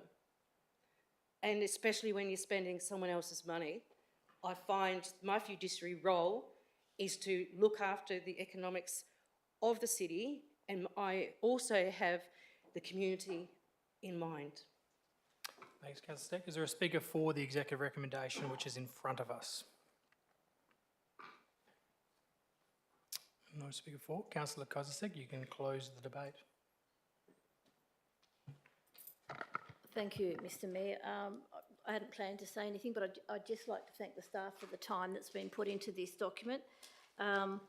And I do echo the sentiment from Councillor Steck that I feel that we haven't had an opportunity to pull this apart as much as some of us would like, but at the same time, we really do need to get it past and to move forward. And as we move forward, we know that our CEO has mooted that he's looking at cost savings in many areas, and I believe that we need to have faith in that and that we will continue to look at that. So thank you.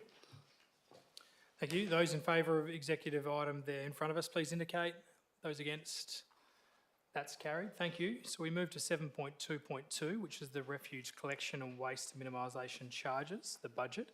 Councillor Steele, I think this is where you had a question around your question, so happy to take that question. Oh, sorry, I will do the normal thing and get this on the table. Is somebody happy? We have an executive recommendation in front of us. Is somebody happy to move this executive recommendation? And this was accompanied with a briefing note. Councillor Andrew, and a seconder. Is there a seconder to this? Councillor Smith. Councillor Steele. So, yeah, following with my question, which was with the, we had documents saying that we weren't charging our commercial waste enough. Have we increased it this time enough to actually, so we aren't making a loss? Because it will be our final year of actually doing it, so. CEO, you want to summarise? Thank you, Mayor, and thank you, Councillor Steele. There was an advice note provided by David Ransom that covered off on a whole range of matters from the increase in the sitting fees, but it did cover the commercial waste aspects.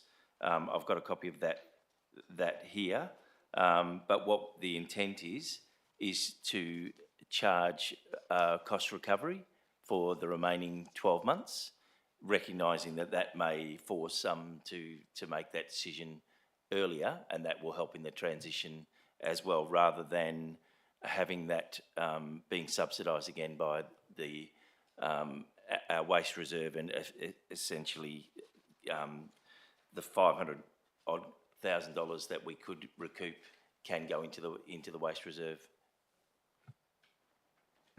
Councillor Steck. Mr Mayor, will we be writing to every single business affected by this? Yes. Thank you.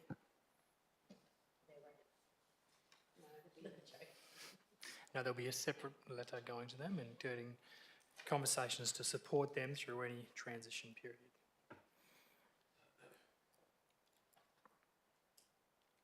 Is there any other questions before we move into the debate on this item? Councillor Andrew, nothing from you. Councillor Smith. Nothing really, Mr Mayor. I think it's all been said before when it comes to waste. Thank you. Is there a speaker against this executive recommendation? Councillor Gassett. Thank you, Mr Mayor. So the $50 that we are going to put as an additional charge, well, we've had briefings, we've had discussions at the last council meeting about what that was all about when it was initially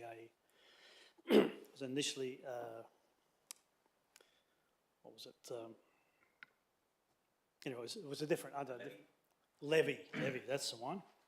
So it was originally a levy, and I moved the motion actually to bring it back to include it as part of this. But my intention was to actually adopt it, was to actually consider it. If you look at the video, I actually didn't approve, didn't support it. So I still don't support it. So the $50, unless things have changed, is apparently going to go towards contributing to subsidising the Bunbury Harbour Regional Council, go towards paying for the $3 million contaminated waste, half our share, and also contaminated sites around Bunbury, and so on and so forth. I have to answer to the community, and there's nothing in the last agenda or this Point agenda. of order, so I can have another chocolate. Of course, not a whole lot. No, Councillor, but Councillor, take a seat. Councillor Steele, your point of it order. wasn't just for the Bunbury Harvey Regional Council, so I just think that needs to be clarified. There you go, Councillor. I did say, Mr Mayor, Councillor, take a seat. I haven't ruled on okay, point of order. So the ruling around relevance, you did go on to talk about the other options in there. At this stage, obviously, there's a further recommendation for what the waste refuge can be used for. At this stage, obviously, this is going to increase the charge, well, not the charge. This is going to increase the current. What's the word we got? Sorry, CEO, I've had a mind blank. The current reserve we have to waste residue, which is including the things you've mentioned, and also obviously includes the waste collection other than the three things you've mentioned. So you can continue, but I would probably obviously indicate that that is correct. This is going to a number of different options. Thank you, Mr Mayor. I didn't just say BHRC, I did say other contaminated sites around Bunbury. So having said that, I have to answer the community, and there's nothing on the last agenda or this agenda that clarifies what that $3 million is all about, the contaminated waste at the BHRC. I mean, how do you expect me to justify approving $1.5 million of public funds when we haven't actually received one bit of paper, as far as I know? We haven't received the report, and I certainly haven't seen anything that the community has Councillor received. Gassip, I'll go back to that initial point of order on relevance. This doesn't have nothing to do right now with those positions to that. This is around the charges we're charging for collections. So I'll ask you to bring your comments back into about the actual charge around bin collection services and not focus on BHRC, which is one component of this. Well, I must be misunderstanding what's going on, Mr Mayor, but maybe it's a conversation for another day. So anyway, it's a $50 charge and then an additional 4% charge increase in the refuse collection. And I tried to say this last budget debate, and I was stopped from putting the two together. Add this up with the 7%, it makes it 9.8% real rate rise in the bill that the ratepayers get.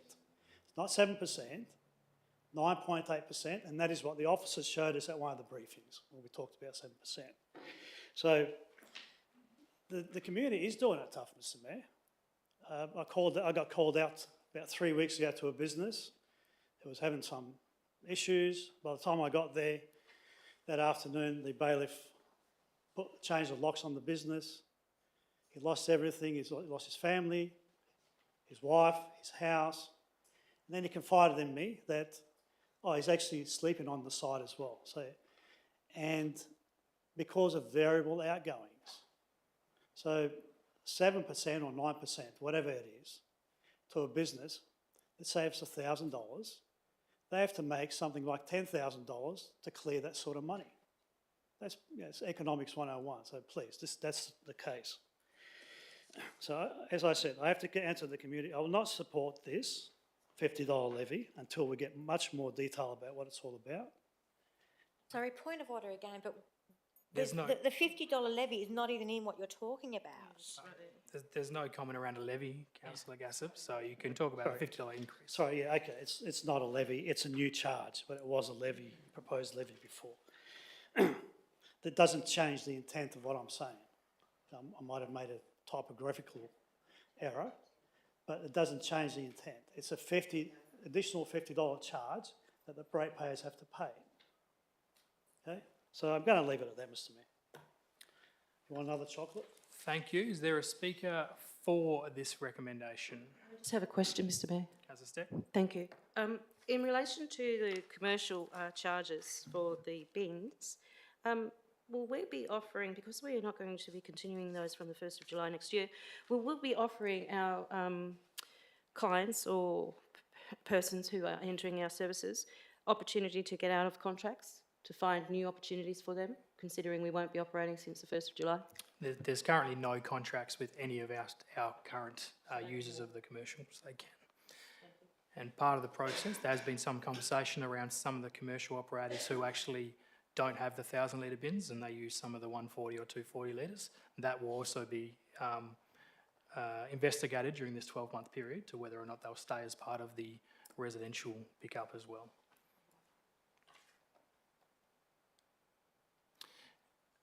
We're at to speaker 4. Is there a speaker for the executive recommendation? Councillor Andrew, anything to close? I'll put the executive recommendation. Those in favour, please indicate. Those against, that's 2 against, that's carried. Thank you. That item is now dealt with, item 2. So we are dealing now item with the proposed loan borrowings, councillors, which is in front of us there. Could I have an executive, could I have somebody move the executive recommendation? Not all at once. Councillor Andrew, is Councillor Turner, are you happy to second? Oh, sorry, Councillor Kozisek. Is there any questions on this one, councillors? Is there likely to be any debate on this one, councillors? Councillor Andrew? Thank you, Mr Mayor. I think just the most important part is acknowledging that we'll finally be able to fix up the netball courts, which has been long and waited for the Netball Association. Thank you. Councillor Kozisek? Thank you. Speaker against? Councillor Gassett, thank you. I wasn't going to speak against this one, Mr Mayor, but I received an email from Mr Hasty earlier on, and he's given me permission to basically read some of the things in relation to the loan. I'll do it as a high level. He's basically talking about income and expenditure and the deficit and the loans that we have to take out. So he's suggesting rather than increasing loans, look for grants and subsidies, private-public partnerships, increasing revenue and assets, reducing employee costs, cutting on essential projects, increasing efficiency, including conducting an efficiency audit that identifies areas where costs can be cut, reassess contracts, reduce capital expenditure. And in terms of the loans, so do they need to take out these proposed loans? The decision to take out the proposed $4 million loans should be carefully evaluated based on the city's overall financial strategy and long-term planning.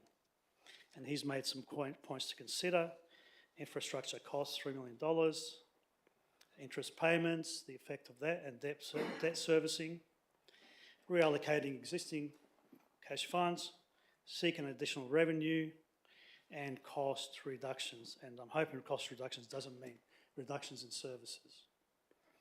And financial stability for future planning. Conclusion: based on the provided budget details, City of Bunbury could potentially avoid taking out the proposed $4 million in loans if it adopts a combination of revenue enhancements and cost-cutting measures. However, if the infrastructure and netball courts projects are deemed critical and cannot be postponed, then taking out the loans with favourable terms may be necessary. And he's finalised the comments here by reviewing projects as a matter of urgency. I think Councillor Steck mentioned something along those lines. Thank you. Thank you, Councillor Gassett. Is there a speaker for the proposed loan borrowings? Councillor Andrew, anything to close? I'll put that recommendation. Those in favour, please indicate. Any against? None against. That's carried unanimously. Thank you. So item 4 does not actually require an absolute majority, as is the proposed for new reserve funds. See, I'm happy for you if you wanted to make, I know you've given a briefing note on this, but if you would like to maybe provide just some background on what this is about, to maybe help any elected members. Thank you, Mayor.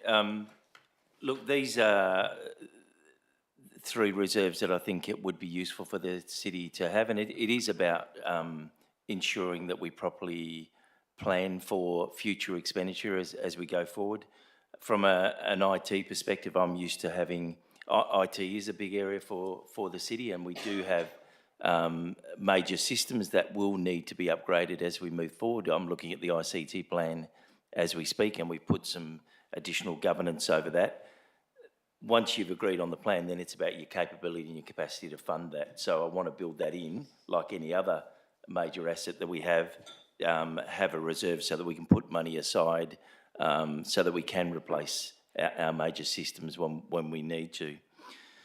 The rates equalisation and contingency reserve is, as it states there, if we estimate a estimated surplus position in this budget, but if we exceed that, which I expect we will do, then what councils would normally do is put that money into the rates equalisation reserve and then use that throughout the year to meet any unforeseen expenditure or use that to smooth out the rates for the following year. So it's just a mechanism. I think right now we put it into, we use that as part of our budget review and we allocate it when we know it. This just puts it into a reserve and makes it transparent about the surplus that we have over and above what we would estimate and gives us some capacity to deal with that. The third one, the Strategic Land Management Reserve, as elected members who were there last week at the strategic briefing, there is lots of stuff through the lands rationalisation project where we will potentially divest surplus land and then put that into this reserve and then use this reserve to buy perhaps more strategic land that we might need across the city. So it can also help accelerate some of the work that we are doing in the land rationalisation and in our housing area. So they're three reserves that I think are necessary to improve our ability to put money away for things that we know that are coming. Okay, we do have somebody move the executive recommendation. Councillor Steck, Councillor Smith. Is there likely to be any debate on this one, councillors? I'll put that then. Those in favour, please indicate. That one is carried unanimously. Thank you. 7.2.5 is this does require an absolute majority, and as I indicated earlier, this is to change the purpose of the Refuge Collection and Waste Minimisation Reserve to add that addition. Is somebody happy to move this executive recommendation? Councillor Steck, is there a seconder? Likely to be any debate on this? Oh, sorry, I got Councillor. Sorry, Councillor Turner. We got one. Is there likely to be any debate on this, councillors? Councillor Quain, question? Yeah, I have a question. Do we have a report, or are we intending to get a report that prioritises the contaminated sites in list of urgency or need? Yeah, it'll probably come as part of some of the land rationalisation, Councillor Quain, and what we have indicated as well, there are some sites that have EPA arrangements on us that we have to do to a certain level of testing. It's in the equivalence of around about $150,000 a year that we need to test and maintain. But part of this work and part of probably the land rationalisation report will be bringing back what we do with lands and whether that's not obviously spend money or look at other options, I'm sure. But CEO? Thank you, Mayor. You've covered that pretty well. We will bring back a report on there's 15 known contaminated sites. I think we've put that into the report and probably just include in that report the work that we're currently doing because they're all categorised and all have different requirements. The Mayor is right. Some of those contaminated sites are of value in terms of development and we are looking at ways to get the decontamination funded. So there's work that we're doing there, but we'll bring back a report that will bring all of that together. Thank you. So again, is there likely to be any debate on this particular recommendation? Question, Councillor Gassett? Just probably stand, sorry, Councillor. Oh, sorry, Councillor Quain. Get it right in my head, Mr Mayor. The definition of city's sanitation program, which is one of the purposes, can I clarify, does that include anything to do with BHRC or not? I'd imagine that would fall into rehab, but sanitisation program, have you got some definition around that, CEO? just maybe get the clarification on what page we're looking at? So the provide future funding for sorry, the city's yeah, sorry, yeah. sanitation program. Sorry, we do have the acting director of infrastructure there. I would think that covers our whole waste program. Yep. And the rehab of contaminated sites would cover BHRC, Councillor Gasson. Is there likely to be any debate? I'll put that. Those in favour, please indicate. Are those against? One against. That's carried. Thank you. So the 7.2.6 is the adoption of the city budget, which includes those funds which we've obviously indicated. So I'm just thinking we could either incorporate this in part of this point, because obviously this includes funds spending from uni, which is what you raised, Councillor Steele, or I'm at your hands. We can include this in the last point where we just have a 7.13 that report comes back. So obviously this adoption is the adoption of all the spending that we will be doing during the year.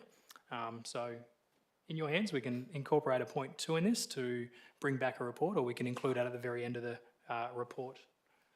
Mr Mayor, can I have a question, please? I just deal with that at the moment because that question was raised earlier and I said I would come back to it. So, yep. Councillor Steele, do you have a thought on that? Sorry, I just feel very uncomfortable actually voting for it with, Sure. That's okay. So you can vote against Scott I do actually want to know when Clontarf's MOU actually expires, because I will be voting against it, because I've mentioned on numerous times about the girls' academies being left behind, and Clontarf have millions of dollar budget. I'll just probably stop you there as you go into the debate a little bit. So we will incorporate it. The CEO is adopted as part of this part anyway. So the CEO is included, so we include this as part of the recommendation anyway, so that may give you some clarity, but obviously if you're uncomfortable, you can obviously still vote against it, that's fine. Councillor Steck, you did have, I might just get this on the table, sorry, first. Councillor. Move it, sir. Oh, you move it? Thanks, Councillor Steck. Is there a seconder to this?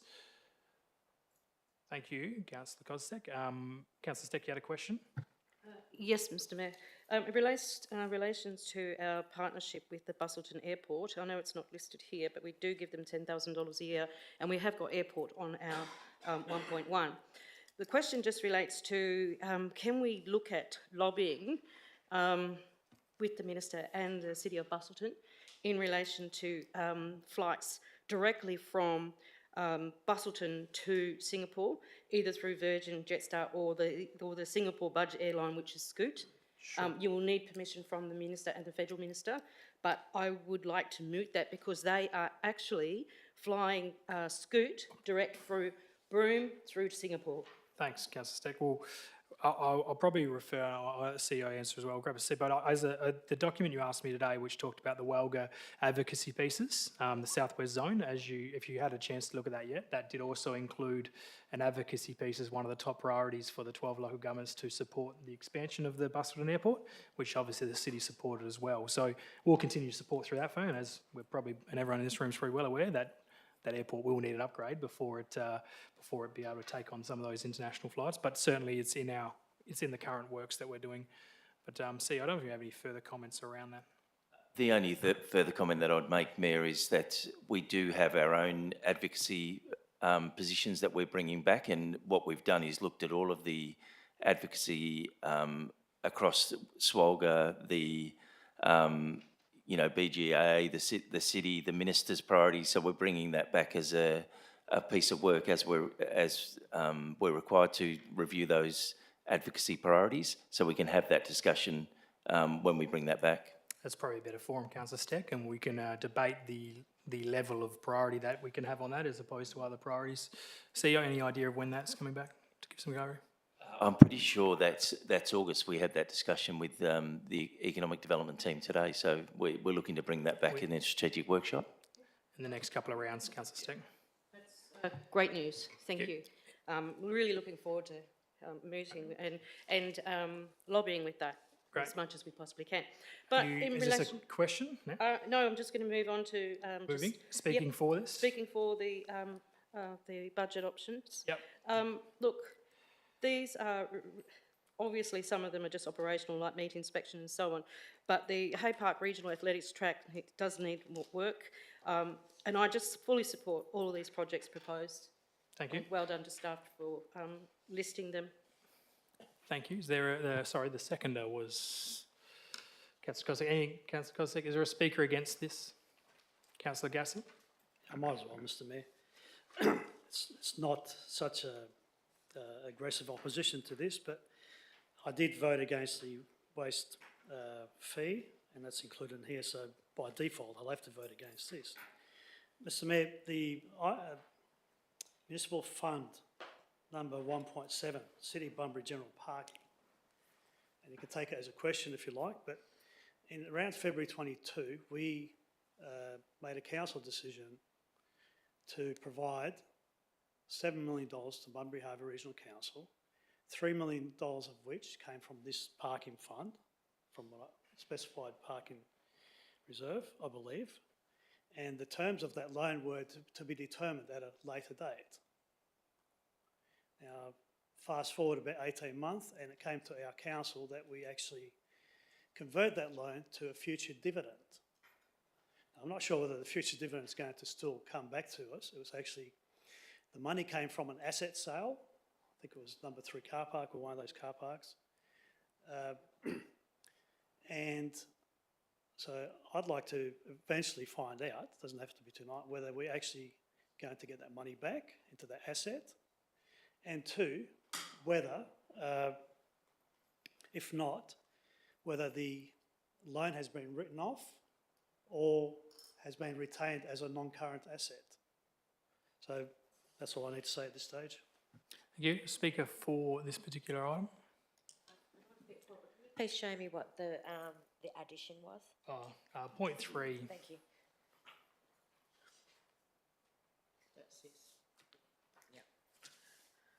Councillor Quine?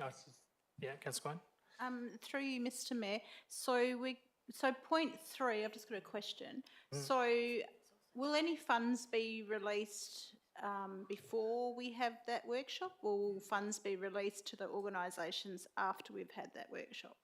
I would suggest that no. If there's any ones that are currently on agreements, they would be. Now, I don't know what some of those ones are, but CEO, I wouldn't intend that would be the Yeah, proposal. that wouldn't be the intention unless there's an absolute requirement because of the agreement, but I would think we could hold that workshop pretty quickly.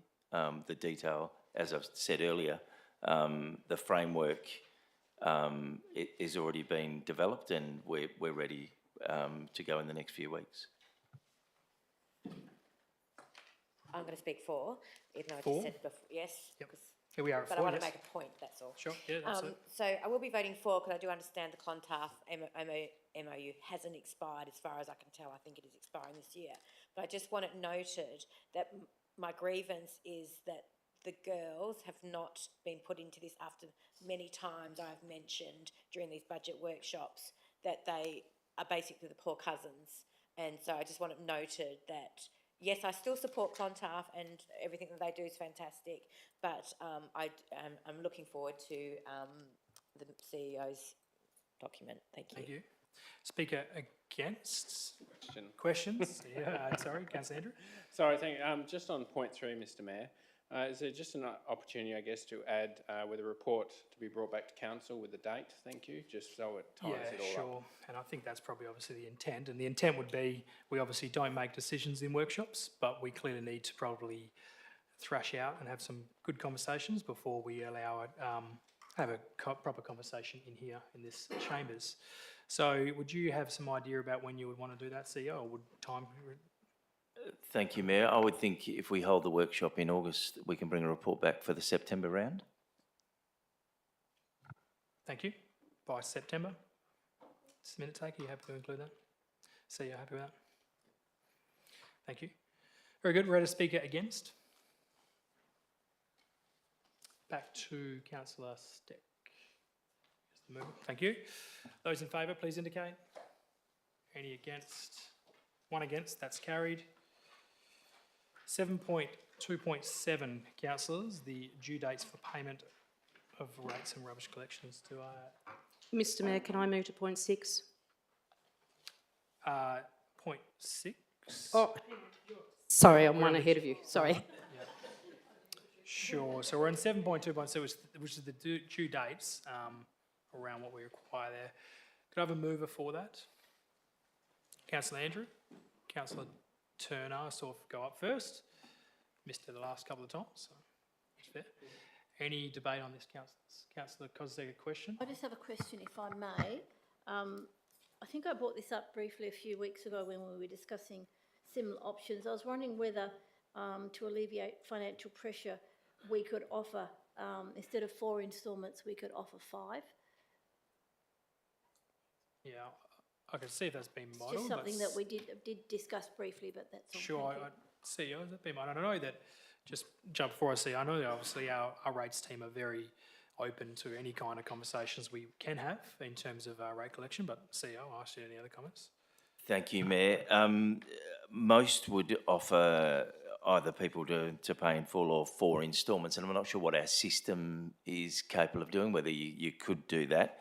What I would say is that we're very flexible in terms of payment plans for ratepayers that want to operate outside of these or can't pay it in full. So we certainly, the rates team, work hard to work with our ratepayers and to try and find an acceptable solution. So the preference, I would think, would be to remain with 4, but to obviously remain flexible in how we work with our ratepayers to collect the rates.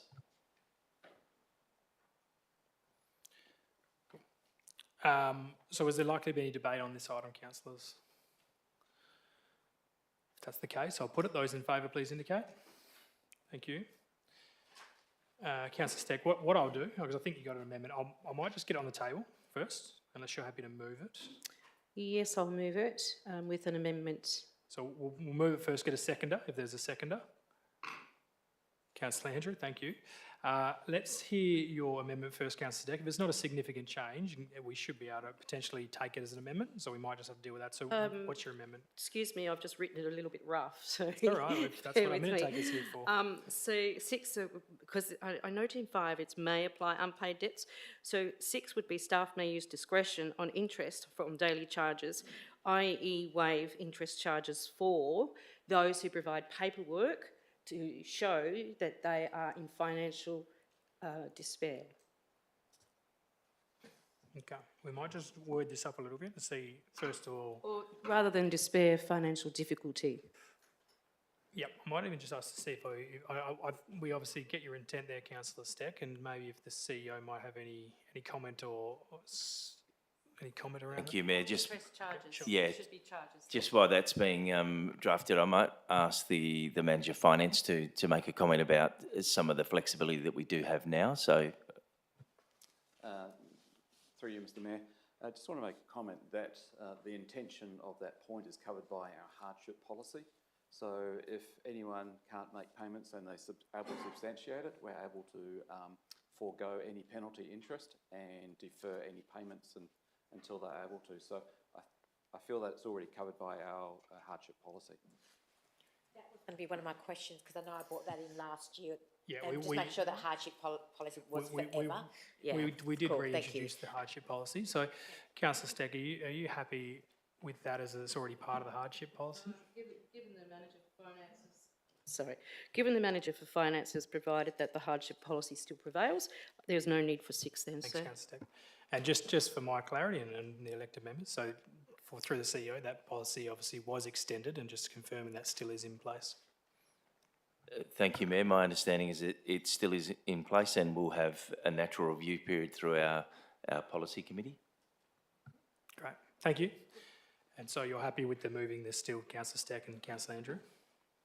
I'm happy to move this, sorry, Mr Mayor, but I would like on rate notices just a star or double star or triple star, whatever you want to use, in red letters and capitals, that ignoring your rates charges, and if the debt collector comes, and we've initiated the debt collector, that they will actually lose their licence from that date. Because a lot of the people don't realise, and I say this every year, don't realise that once the debt collector comes, they no longer have a driver's licence. Thank you. Councillor Andrew? Thank you, Mr Mayor. we'll continue on with the debate, councillors. Thank you. Thank you, Mr Mayor. Can I just ask that we take these separately, please? I Sure. would just like to vote against ad hoc payments just for this year, considering the situation we do find ourselves in, to provide some relief for those who have come up with different arrangements for the city. Sure. We will take these separately at Councillor Andrews' request. Is there a speaker against?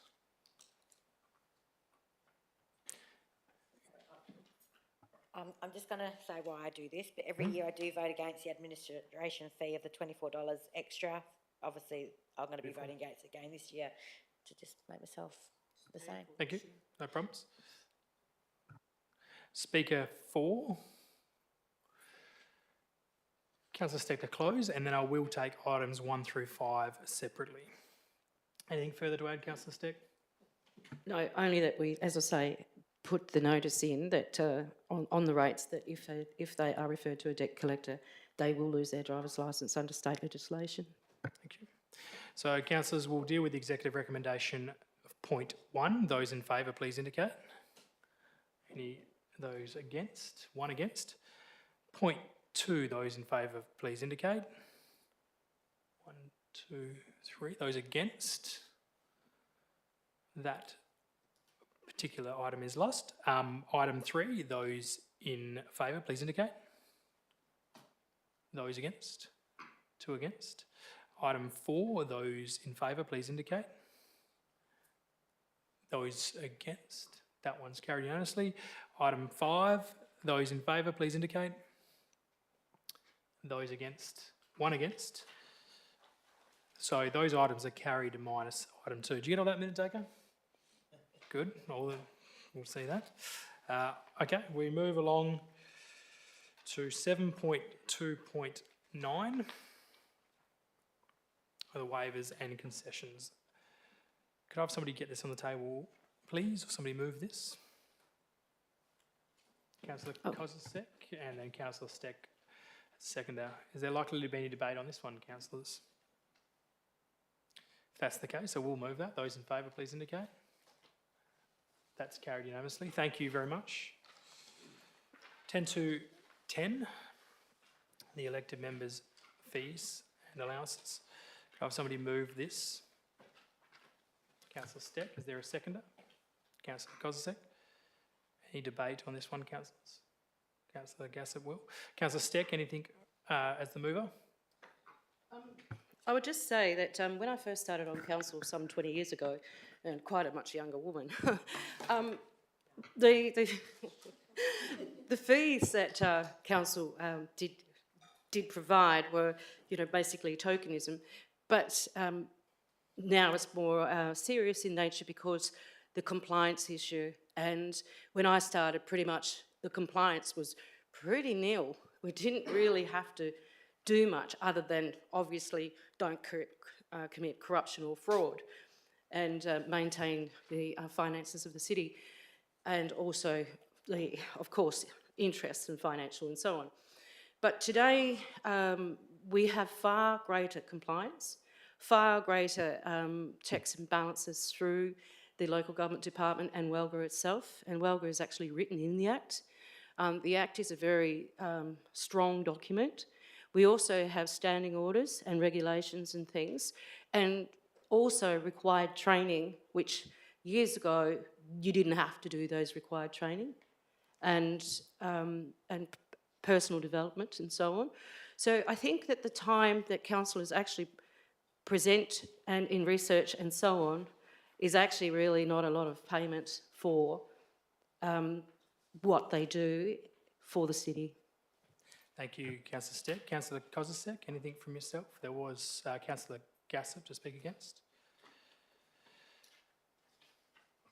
Thank you, Mr. Mayor. Look, I'm not against this as such. It's probably more philosophical that for me to make a determination on what I get paid, I feel conflicted. So we voted a couple of years ago to go into the maximum allowed, and we're continuing with that. And then we are here again determining what we get paid again, the maximum. I'm not sure what increase that was. I think it's around 3%. Maybe someone could nod their head, but it's about 4%. 4% increase. as that. As I said, I feel conflicted that I vote on my own sit-in fees and how much I should be getting. Perhaps, sometime in the future we can get a group of 3 community members, respectable community members, to sit down and work out what we should be getting, and even base it on. Point of order, Mr Mayor. The Salaries and Wages Tribunal sets that down and sets the CEO's wages and everyone in the state who are an elected member, sir. Thanks, Councillor Steck. Chocolate. So, yeah, what you're suggesting there, Councillor Gassab, can't be done. Well, they could make a recommendation, but council determine the sitting fees. That is legislation, and we determine them inside the stat. The comment I was trying to make, Mr Mayor, is that we are actually adopting the maximum amount. So what I was suggesting is the committee makes a decision on what range we should be getting. I know the standards makes the recommendation of how much we should be getting overall. What I'm saying is what percentage we should be getting. Should we be getting 90% or 50% or 80%? So that's really what I'm trying to say. Thanks, And Councillor. perhaps it should be performance related, I don't know. Having said that, I'll finish off by saying it is a very, very taxing job being a councillor. I'm not denying any of that. And I'm sure people here with all their heart, and it can be very, very difficult being a councillor sometimes, especially in this environment. So I'm not underplaying this. It's just I feel conflicted. Thanks, Councillor Gassab. Is there a speaker for this item? Councillor Gassab, Councillor Steck, anything further to add? I'll put the executive recommendation. Those in favour, please indicate. Those against, that is carried unanimously. Fees and charges, which on my document is 0.9, but it's 0.11. Do we have a mover for that? Thank you, Councillor Steck. And a seconder? Councillor Quain, look like you're ready. Thank you. Is there likely to be any debate on this, councillors? Yep, we'll take a question first. Sure. Thanks, Councillor Quain. Thank you, Mr Mayor. I was very impressed with staff adopting the 10 visit or 10 pass for the indoor courts, for using the courts, and I'm just interested to know what the staff are going to do to advertise that to the community. Can see if we have an answer, but we might have to take that one on notice, Councillor Quain, but I'll see if we have CEO has an answer for us. Yeah, thank you, Mayor. I don't know that detail, Councillor Quain, but happy to come back to you. I would think something like that we should be advertising. But I'll come back to you. Further questions? Just as an afterthought, Mr Mayor. Sure. For the vehicle parking unpaid fines, generally we go to court. We don't send them a debt collector around, is that correct? CEO, do you have a response on that? Thank you, Mayor. I might just get the Manager of Finance to answer that one. With the vehicle fines, we take them to, we forward them onto the Fines Enforcement Register, and they action the debt collection from there. Thank you. Okay. With that notice, I again want to refer to that as soon as it goes to fines enforcement and they don't make an arrangement with fines enforcement, they will lose their licence. Sorry, I just need that to be put on the notice. I should have clarified myself further. Councillor Steger, it's not really relevant to the schedule of fees and charges. I wouldn't have thought in this particular. I see what you're doing, and we might be able to take that as a different avenue. And that's okay. It may have to come back as a potential motion at a council meeting because it's sort of separate to that. I see what you mean. Yeah. If that's okay, I'll maybe get you to draft something and do that through that format. Thank you. Thanks, Councillor Steck. So we have the executive recommendation there. Councillor Steck, would you like to speak to this item? No, sir. Councillor Quain? I would just like to thank the staff and council for considering the fees and charges in the workshops that we attended. And I would like the council to please endorse the fees and charges for 2024-25. Thank you. Thank you. Speaker against? Councillor Gasson? Might as well. Home run. Mr Mayor, I support most of it. almost the absolute majority. However, what did pop out at me a few weeks ago was the quite severe increase in some of the parking charges. I'm very uncomfortable about that.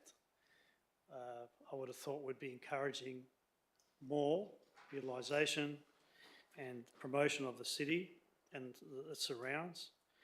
And, you know, if we can't sort of buffer the parking increases, especially we've got a parking reserve that we've utilised for other purposes effectively, maybe we're going down the wrong track. I feel we should not be increasing, you know, some of it 30%, some of it 40%.